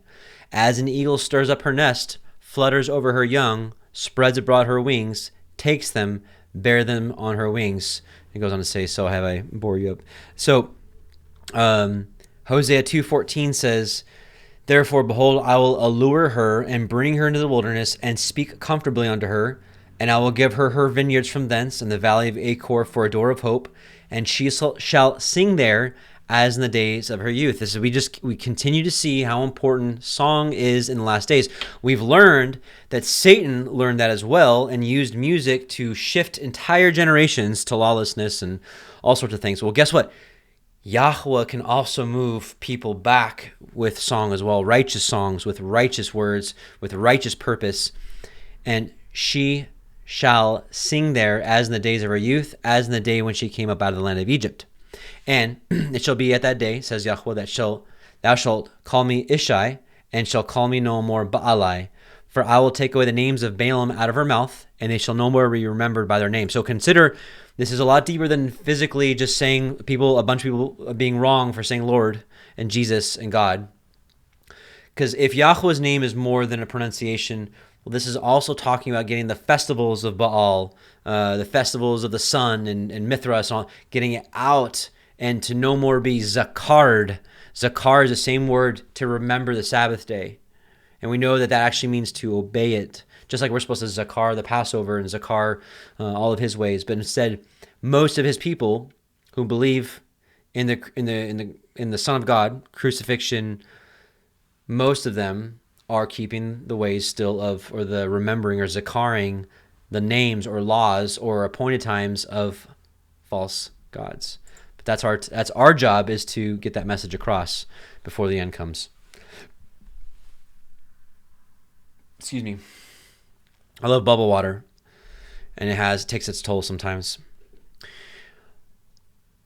It says, and in that day will I make a covenant with them, with the beasts of the field, and with the fowls of heaven, and with the creeping things of the ground, and I will break the bow and the sword and the battle out of the earth, and I'll make them lie down safely. And so this is kind of, in my opinion, a restoration of Genesis 1. He made man, and then later on, of course, selected Abraham, Judah, David, his house specifically, to be rulers over the earth. But it's not just about them dwelling. He made all the nations. He made all the, to dwell there, but he made his people to be rulers. And I'll break the bow and the sword of the battle out of the earth, and will make them lie down safely. And I will betroth you unto me forever. Yea, I will betroth you unto me in righteousness and in judgment and in loving kindness and mercies. Brothers and sisters, the whole point of this ministry is to be right here. Wherever this happens, this is it. That's where I want to be. I want to be in this house forever. I'll even betroth you unto me in faithfulness, and you shall know that I am Yahweh. That's where I want to be. And honestly, in my opinion, this is Isaiah 35 is what's going on right now. I'll sing you a new song. It's Isaiah 35, 1 through 10, almost word for word. Except sometimes, honestly, the KJV just needs a little help.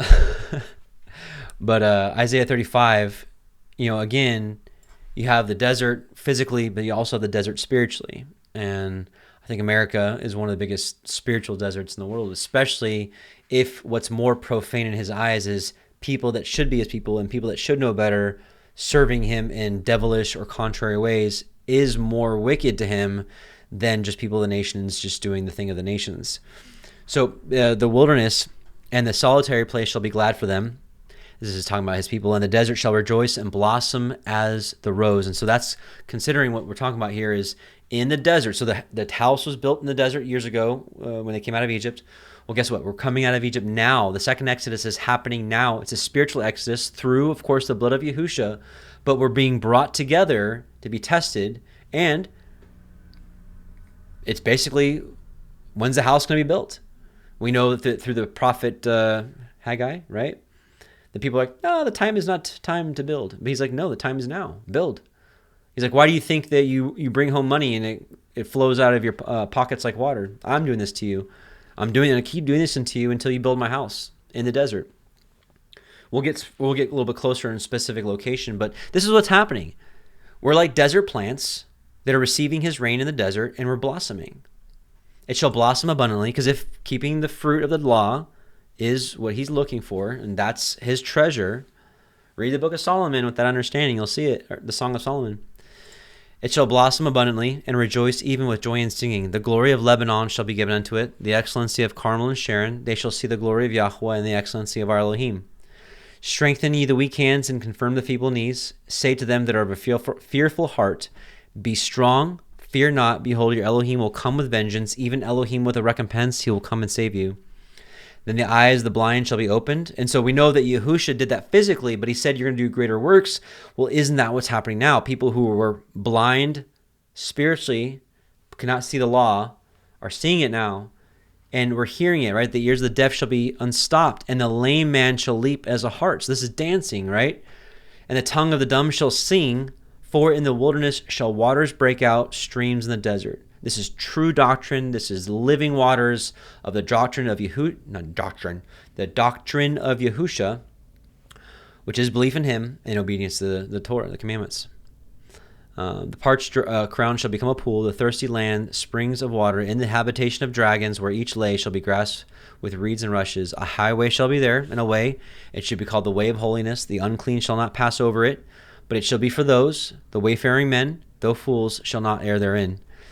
No lion shall be there, nor any ravenous beast shall go up thereon. It shall not be found there, but the redeemed shall walk there. And the ransomed of Yahuwah shall return and come to Zion with songs and everlasting joy in their heads, and they shall obtain joy and gladness, and sorrow and sighing shall flee away. So I believe that's what's happening right now, is people are coming back to life, coming back to the fruits of the Spirit, coming back to the fruits that he wants. Because even if think about this, if the whole world even turns to mainstream Christianity, which, if you're paying attention, is Christianity is becoming pop culture very quickly. But if 8 billion people that declare Jesus, but declare his law is done away with, or cruel, or a curse, or too hard, or was only there just to show us that we're sinners so that Jesus can save us, so that we can keep doing what we're doing. Though it's thorns, thistles, briars, it's fruitless trees in his perspective. I'm not sitting here judging everybody. That's just that's how the Bible defines that. So it says, I will open rivers in high places and fountains in the midst of the valleys. I will make the wilderness a pool of water, and the dry land springs of water. I will plant in the wilderness the cedar tree, the shittah tree. So this is the one we're talking about now, the acacia, the myrtle, and the oil tree. Right? These are productive trees. I will set in the desert the fir tree. These, by the way, this is how we know this is a spiritual thing, because this just doesn't happen, right? And I mean, he can just literally, I'm not going to limit to what he can do, but that's how we know this is a figurative or poetic speech here, because the cedar doesn't live, survive, grow in the desert. We know that the acacia does. The myrtle, the oil tree, I will set in the desert the fir tree, the pine, and the box tree together, that they may see and know and consider and understand together that the hand of Yahweh has done this, and the Holy One of Israel has created it. Because they're like, whoa, we don't normally belong here together, but we belong together. Like, wow, cool. Praise the Most High. Consider that Revelation 12:5, she brought forth, this is the assembly, bringing forth a man-child who is to rule all nations with a rod of iron. Her child was caught up to Elohim and to his throne, and the woman fled into the wilderness, where she has a place prepared of Elohim, that they should feed her there 1,260 days. So, the remnant after Yahushua's ascension goes into the wilderness, and honestly has been ever since. But the sanctuary is built in the wilderness. Psalm 107:4. They wandered in the wilderness, in the solitary place. They found no city to dwell in. Hungry and thirsty, their soul fainted in them. Then they cried unto Yahweh in their trouble. He delivered them out of their distresses. He led them forth by the right way, that they might go to a city of habitation. Verse 33, he turns the rivers into a wilderness, and the water springs into a dry ground, a fruitful land into barrenness, for the wickedness of them that dwell therein. He turns the wilderness or the desert into a standing water, and dry ground into water springs. And there he makes the hungry to dwell, that they may prepare a city for habitation. So literally, this is encapsulating what I'm trying to explain in the end times, that the second Exodus is a group of people who are actually thirsty and hungry for his ways, that are humble, that have been broken by his chastening, and are ready to listen, and are coming together. And he's like, there, I'm going to spring forth the water. And consider, if each of us has the doctrine of Yahushua, the real doctrine of Yahushua in us, then we have a living well of springing water out of us. And if we gather together, now you have this massive gushing of water, right? But this is the point, that they may prepare a city for habitation. That's the point of the end times, right here. That's the point I've been trying to share with you.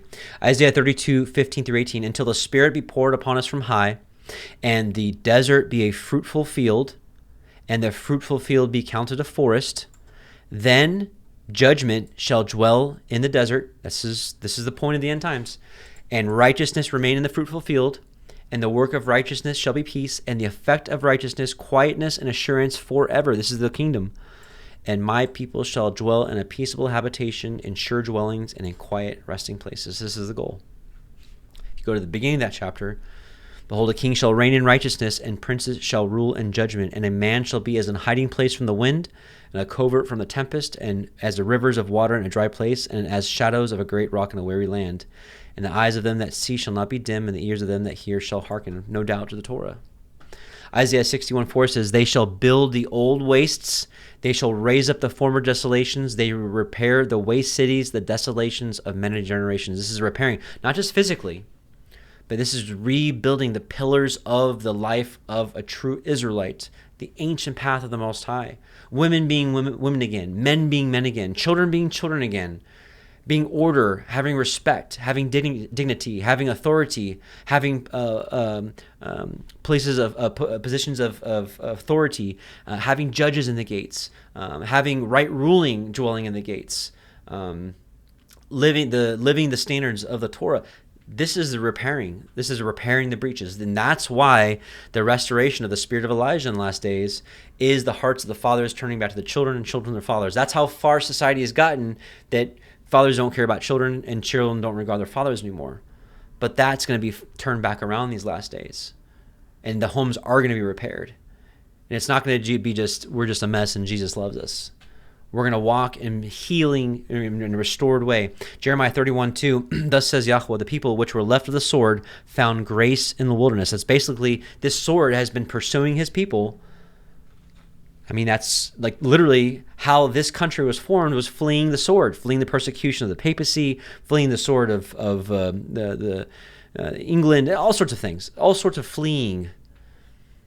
People which were left of the sword found grace in the wilderness, even Israel, when I went to cause them to rest.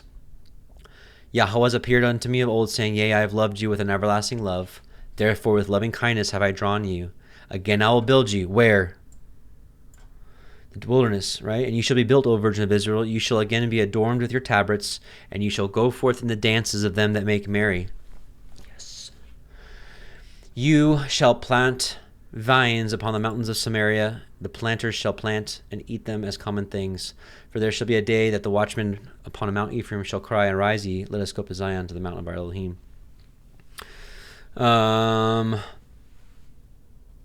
Okay. Yeah, this is more singing and dancing. Hallelujah. I think you guys get the picture on that. So, same thing. This whole context was being built in the wilderness. If I don't have Jeremiah 2, I might as well just read it real quick just in case I don't have it. Because this is Jeremiah 2 is coming to mind right here. Moreover, the word of Yahweh came to me, saying, go and cry in the ears of Jerusalem, saying, thus says Yahweh, I remember you, the kindness of your youth, the love of your espousals, when you went after me in the wilderness in a land that was not sown. Israel was holiness unto Yahweh, and the first fruits of his increase. All that devour him shall offend, evil shall come upon them, says Yahweh. So just a little hunch here, just because when you look at the wilderness generation, I didn't see these qualities, the kindness of the youth, the love of the espousals. I didn't see them really going after him in the wilderness, a land that was not sown. I believe this is prophesying about the end time generation who are doing these things, who haven't seen these massive prophets, aren't seeing open visions of Yahusha or angels coming and giving them exact directions. We aren't seeing waters being parted before our eyes like that. Now, a lot of these things are happening in the spiritual, but this is a spiritual battle and this is a spiritual game in these last days. And so you have a group of people that are going after him in the desert, and I believe they are going to be those first fruits that you see in Revelation 14 on Mount Zion. But oh wait, what was the instructions here? Yeah. Anyway, so this is going over the first Exodus, right? So yeah, I believe that this Jeremiah 2 is talking about prophecy. But going back here to Jeremiah 31:38, it says, behold, the days come, says Yahweh, that the city shall be built to Yahweh from the tower of Hananeel and to the gate of the corner. And this is Hanan, grace, favor, right? And that's what we're saying to Zerubbabel, not by power, nor by might, but by my spirit, and shall cry, grace, grace unto it. And the measuring line shall yet go forth.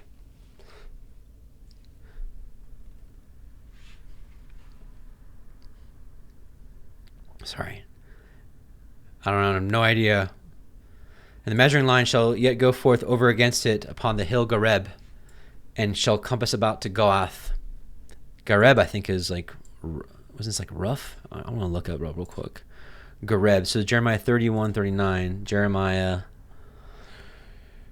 31:39. Gareb. A scabby. So it's like a rough place.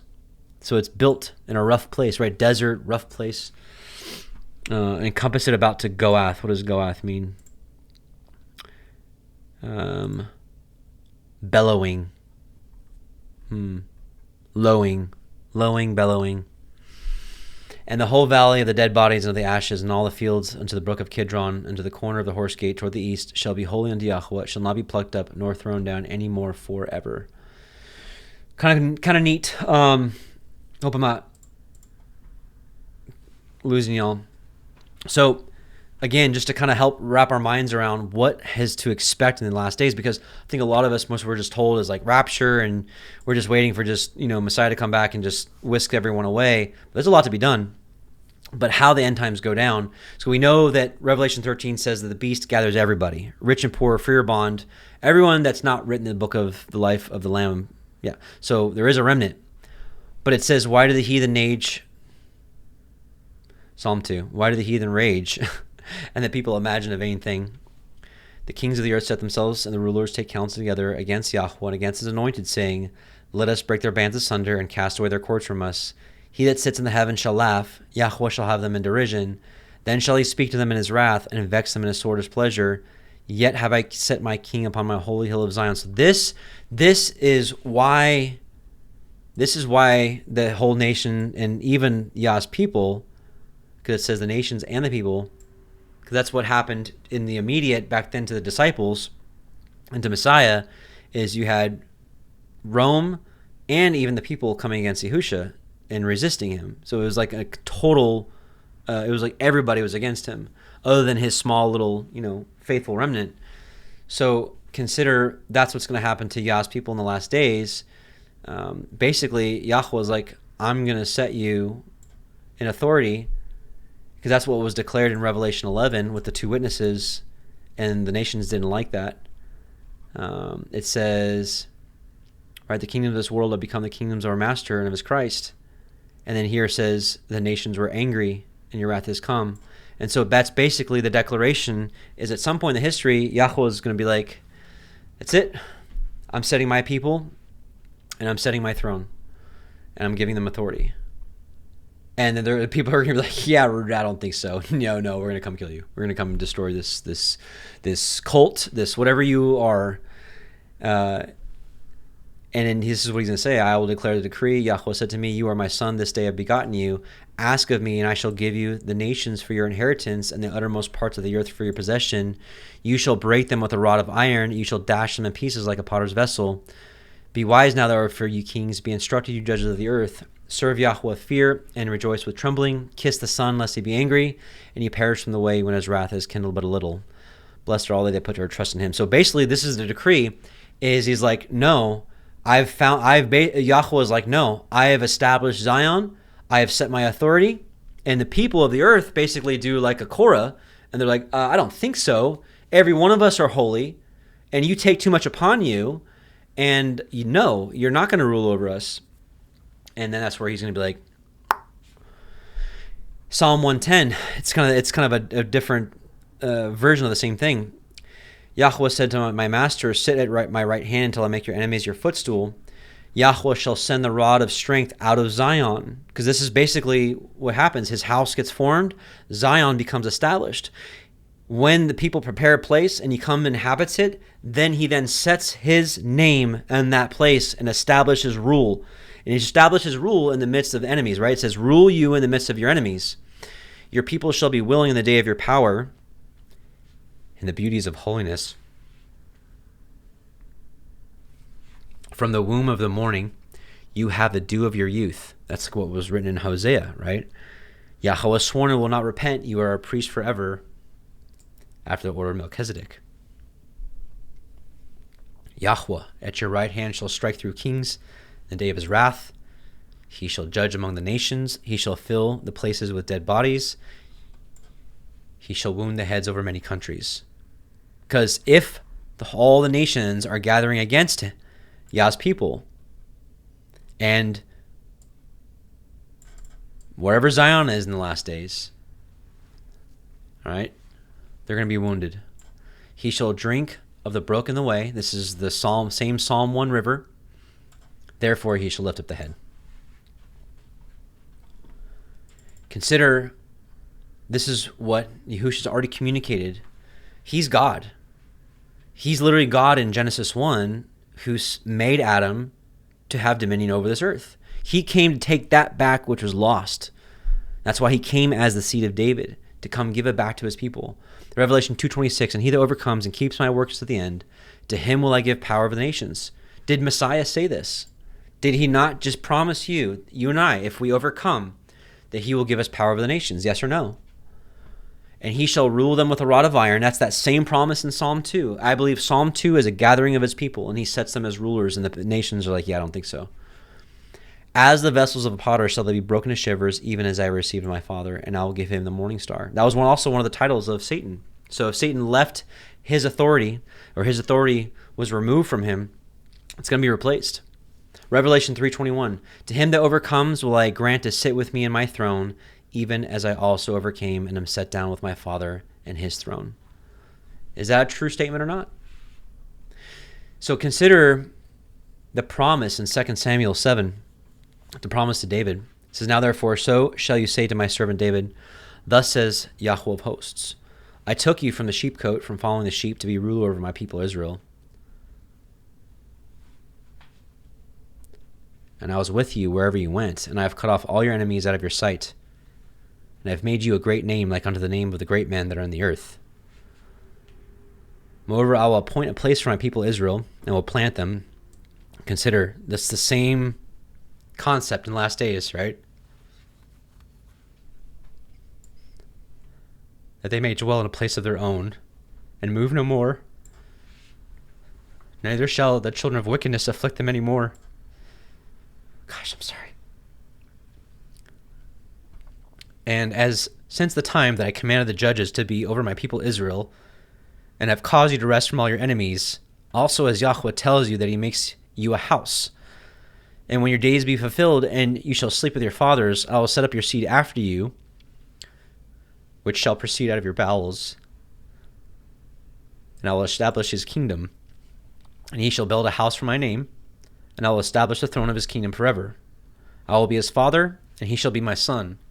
If he commit iniquity, I will chasten him with the rod of men, and with the stripes of the children of men. So consider, this is why I've really been trying to establish who's who in the last days, because I think Messiah is the ultimate fulfillment of the Davidic line, everything.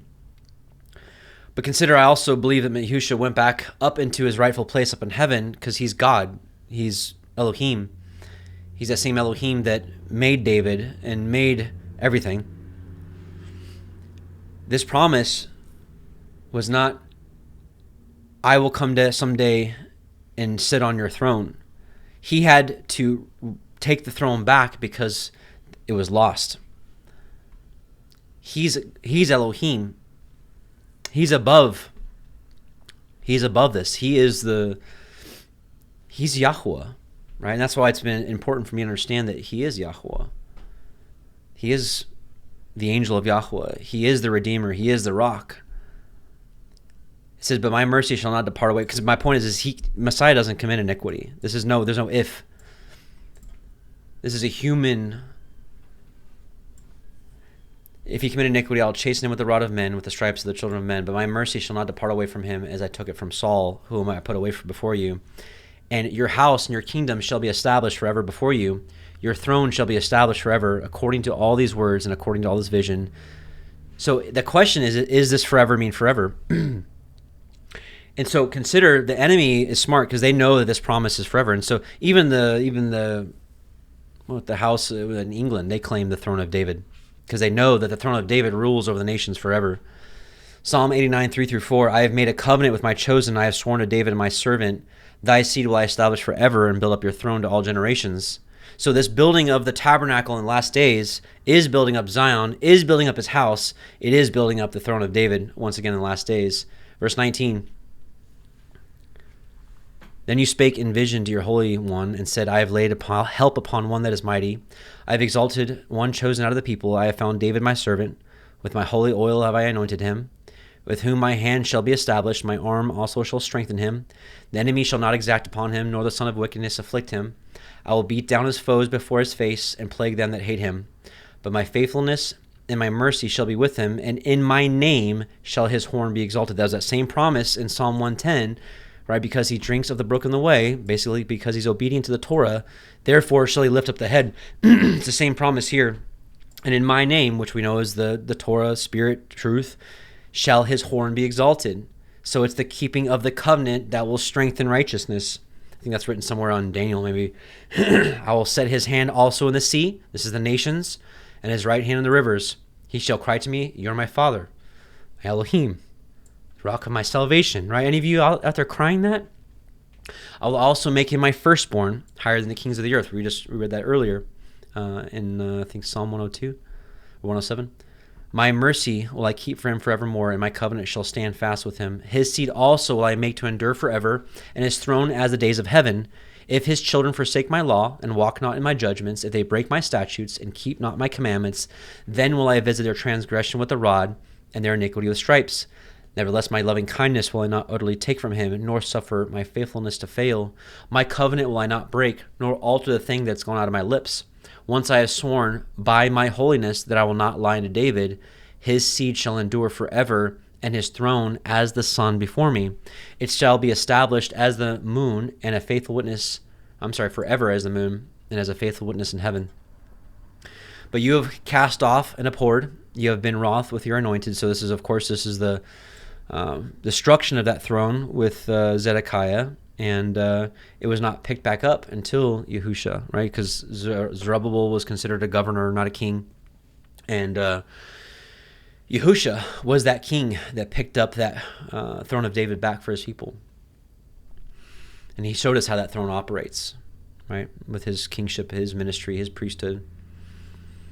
You have made void the covenant of your servant. You have profaned his crown by casting it to the ground. You have broken down all his hedges, but you have brought his strongholds to ruin. All that pass by the way spoil him. He is a reproach to his neighbors. You have set up the right hand of his adversaries. You have made all his enemies to rejoice. You have also turned the edge of his sword and has not made him to stand in the battle. You have made his glory to cease and cast his throne down to the ground. The days of his youth have you shortened. You have covered him with shame. How long, O Yahweh, will you hide yourself forever? Shall your wrath burn like fire? Remember how short my time is. Wherefore have you made all men in vain? What man is he that lives and shall not see death? Shall he deliver his soul from the hand of the grave? Selah. Yahweh, where are your former loving kindnesses, which you swear to David in your truth? Remember, Yahweh, the reproach of your servants, how I do bear in my bosom the reproach of all the mighty people, wherewith your enemies have reproached, O Yahweh, wherewith they have reproached the footsteps of your anointed. Blessed be Yahweh forevermore. Amen, amen. What am I saying here? It's nothing new under the sun. It's Yahweh's throne. It's Yahusha's throne. He came back and picked it back up. 1 Chronicles 29:23. Then Solomon sat on the throne of Yahweh as king instead of David his father. So it's Yahweh's throne. It's Yahweh's kingdom. Solomon, David were just there to order it and instruct it. They never received the worship. They never received the glory.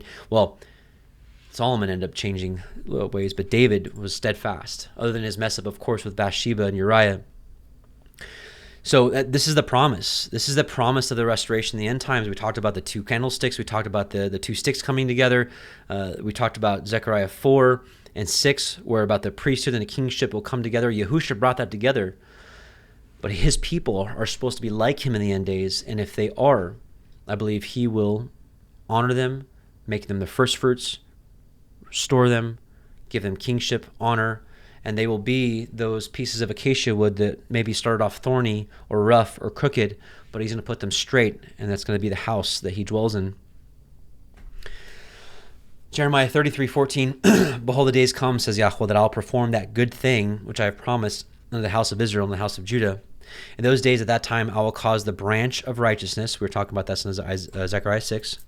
Because even Messiah says, I am the vine, you are the branches. I will cause the branch of righteousness to grow up unto David.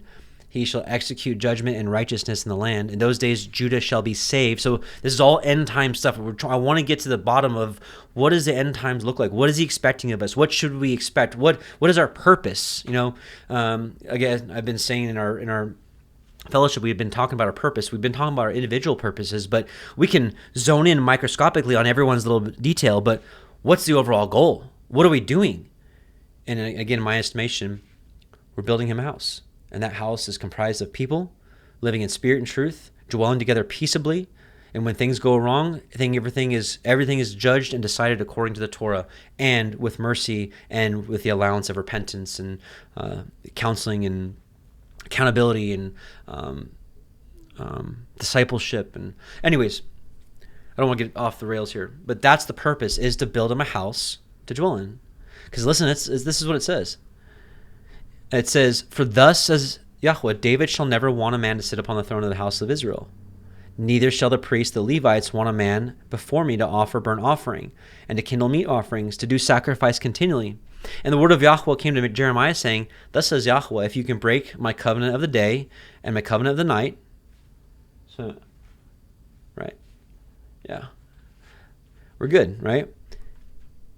"And that there shall not be day or night in their season. All right.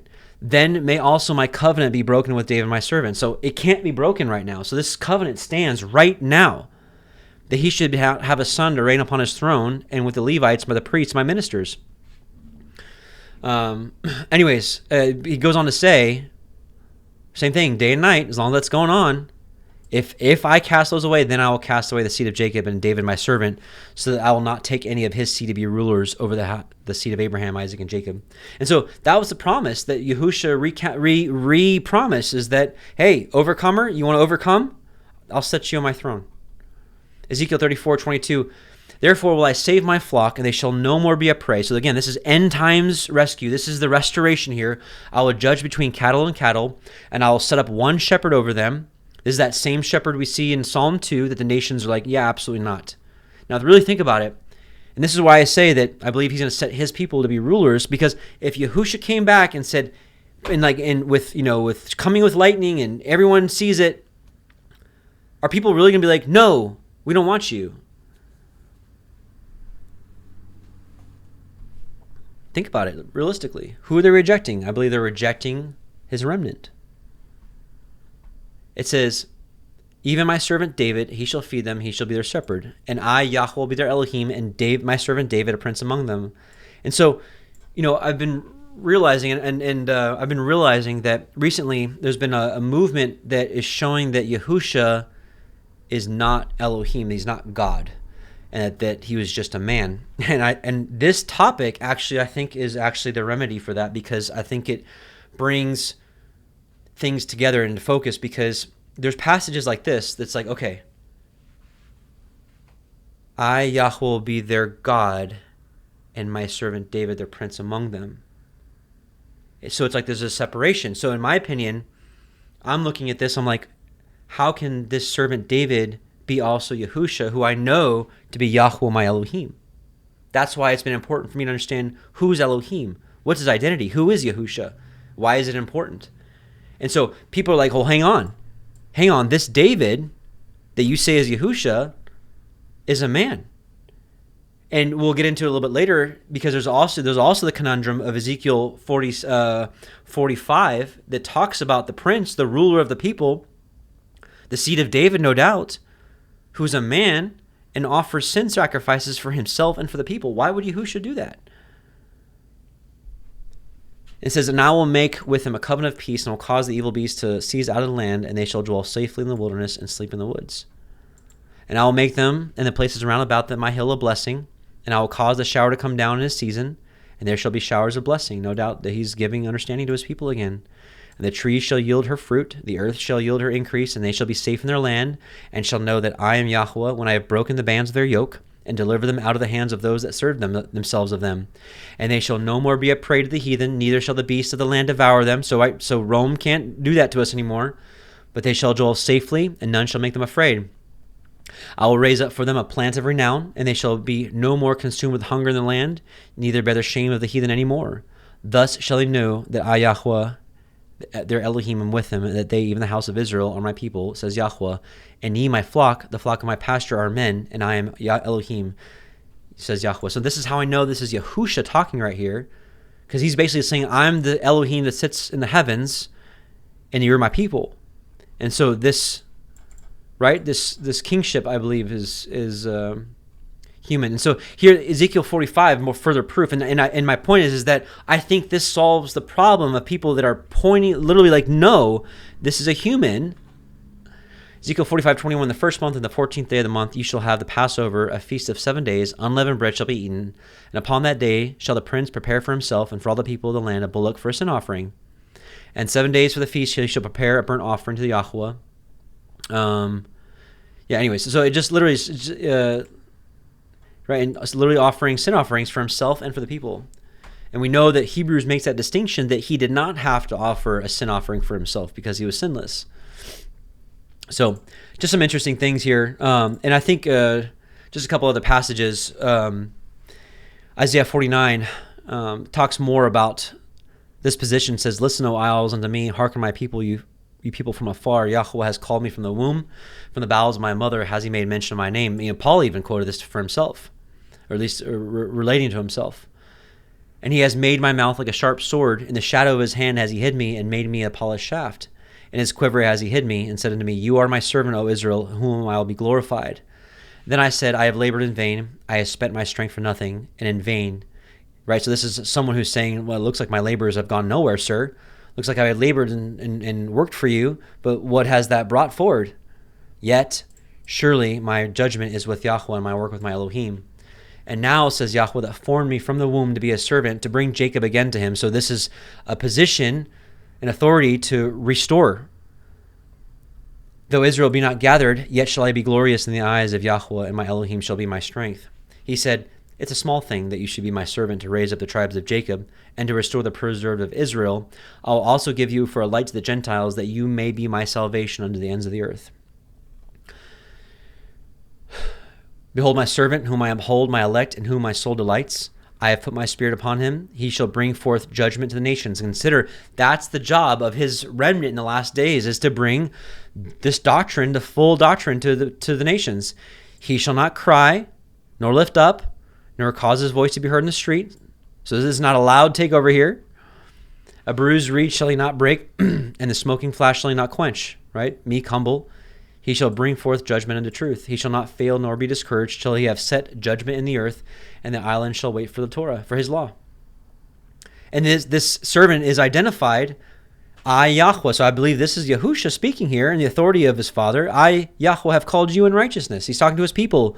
And I will hold your hand and will keep you and give you for a covenant of the people, for a light of the nations, to open the blind eyes, to bring out the prisoners from prison, and them that sit in darkness out of the prison house. Isaiah 48:15-16, I have spoken, yea, I have called him, I have brought him, and he shall make his way prosperous. Come ye near unto me, hear this, I have not spoken in secret from the beginning, from the time that it was. There am I, and now Yahweh, Elohim, and his spirit has sent me. So this is like, sure, this definitely can align up with Yahusha 2,000 years ago, but can this not also apply to his people? Can they not be sent? Who I understand, Yahweh, my Elohim, is Yahusha. That's why I believe the deity and understanding who he is important. Otherwise, it's hard to understand what's even going on in the last days. Who's who? Isaiah 49:7-9, thus says Yahweh, the Redeemer of Israel, and his Holy One, to him whom man despises, to him whom the nation hates, to a servant of rulers, kings shall see and arise. Princes shall also worship because of Yahweh that is faithful, and the Holy One of Israel, and he shall choose you. Do you see how there's a separation here? Like, this is Yahusha selecting, and this is his exact words. Hey, if you overcome, I will do this. I will set you on my throne. Thus says Yahweh, in an acceptable time I have heard you, in a day of salvation I have helped you and preserved you, and will give you for a covenant of the people, to establish the earth. So that's like to fix the wrongs in this earth, to cause to inherit the desolate heritages, to fix the very operations of this earth and how it operates. That you may say to the prisoners, go forth, to them that are in darkness show yourselves. They shall feed in the ways, and their pastures shall be in all high places. This is the people that are obedient to his Torah. And here, this is, again, from the understanding that Yahusha is the master, he's Elohim. It says, Yahweh Elohim has given me the tongue of the learned, that I should know how to speak a word in season to him that is weary. He wakens morning by morning. He wakens mine ear to hear as the learned. Yahweh has opened my ear, and I was not rebellious, neither turned away back. I gave my back to the smiters, and my cheeks to them that plucked off the hair. I hid not my face from shame and spitting. For Yahweh Elohim will help me. Therefore shall I not be confounded. Therefore have I set my face like a flint, and I know that I shall not be ashamed. He is near that justifies me. Who will contend with me? Let us stand together. Who is my adversary? Let him come near me. Behold, Yahweh Elohim will help me. Who is he that shall condemn me? Lo, they all shall wax old as a garment. The moth shall eat them up. Who is among you that fears Yahweh and that obeys the voice of his servant, that walks in darkness and has no light? Let him trust in the name of Yahweh and stay upon his Elohim. Anyways, I'm just going on and on. Because it's like you see here in Jeremiah 30, this is where people are like, okay, so look, no, Yahushua is just a man. Because it's very obvious that the promise to the one that sits on the throne of David is a human ruler. And so people are like, look, Yahushua had to be human or he's not valid. I believe there's a difference of Yahushua being through the lineage of David, Elohim himself coming down to be the seed of David, to come and restore the throne, to go back up into the heavens, to sit back on his rightful place in the throne, to then in the future to give his people that ultimate fulfillment, gives light to this. But they shall serve Yahweh their Elohim and David their king, whom I raise up unto them. Because I believe right here, this is Yahusha. And if this is Yahusha, he's not also filling this role. And this role, in my opinion, is like a viceroy concept. Viceroy, I'll show you the definition first, actually.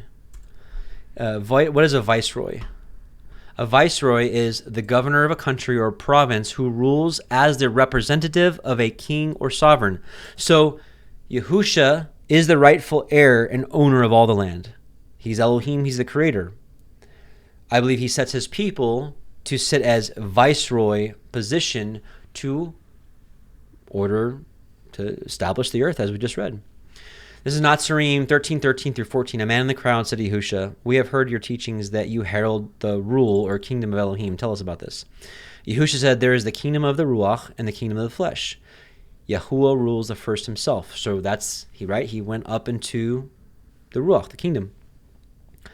But the second he rules through his viceroy, man.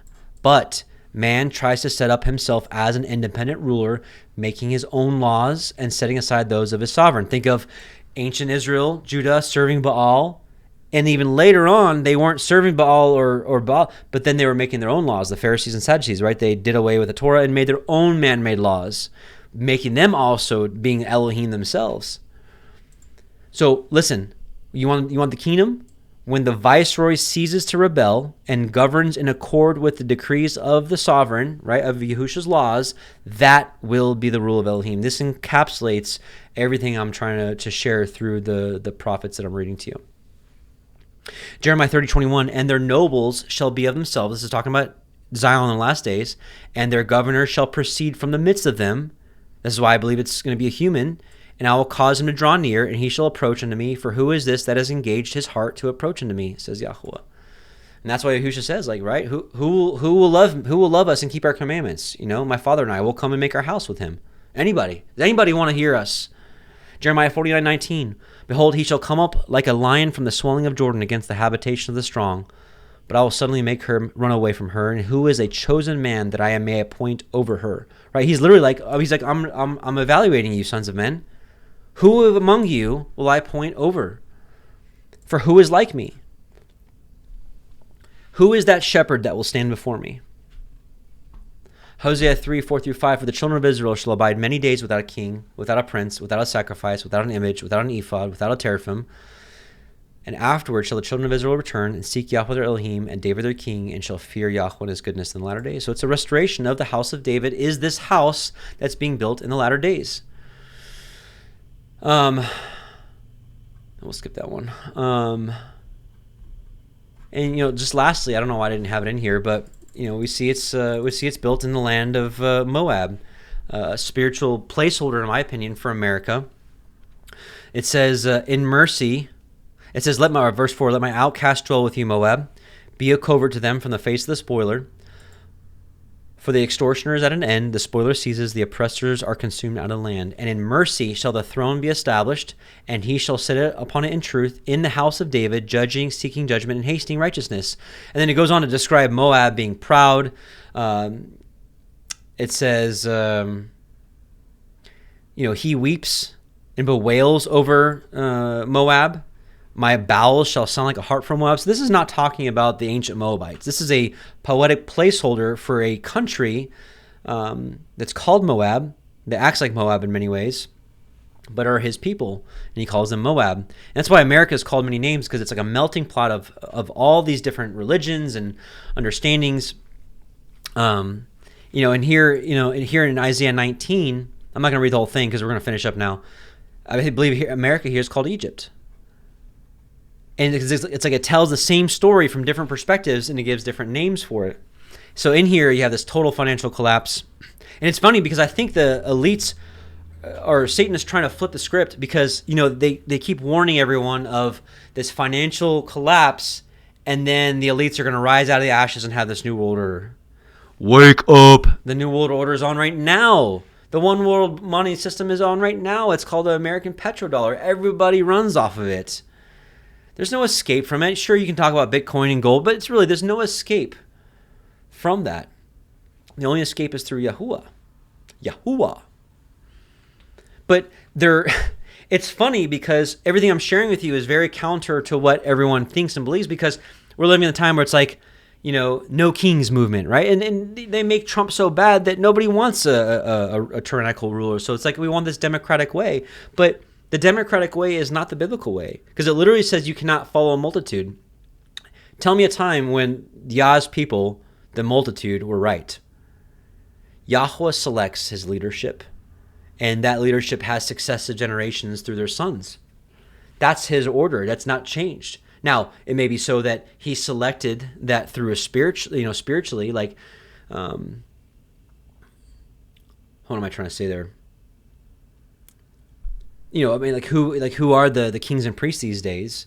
Is what I'm talking. Like, who is in Israel? Who's an Israelite? But it's like they're saying to. It's almost like common knowledge about the Illuminati and the New World Order and the Phoenix rising out of the ashes. Like, are you kidding me? They're just training everyone to resist the kingdom of Yahusha when Isaiah 19 happens and America is brought to its knees. But this is the restoration of his kingdom, and they're already being pre-prepped to resist what comes next after this financial collapse, because it will be a one world order. It'll be a Yahusha's order, and people are being trained to resist it.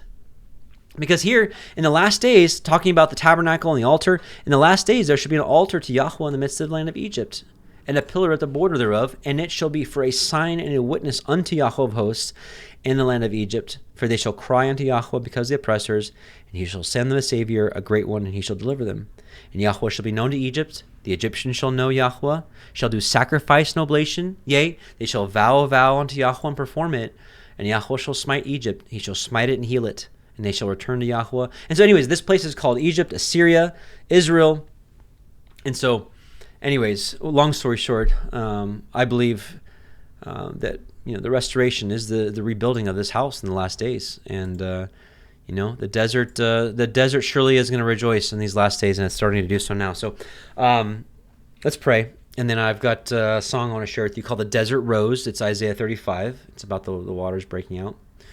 But yeah, I don't know about you. I want to be part of this desert construction. Heavenly Father, Yahweh, we just come before you, and we just bless you and just thank you so much for your word. It's nourishment. If I've got some stuff wrong here, please forgive me. I'm doing my best to read your word and to understand about these end times. So we just ask that you continue to give us understanding, give us your doctrine from heaven, shower us from above, Abba. Make the desert land a pool of water here. Just thank you so much for salvation. And we just want to see the return of Yahusha. We just want you to come and dwell with us forever. Help your people, Abba. Help us who are hurting. We need you in many ways. Deliver us. Amen. Hallelujah. All right, I'm going to share Desert Rose with y'all. Have a blessed Shabbat. And I hope you're able to get something out of it. or just confirm what you already knew. Praise the Most High. Desert Rose.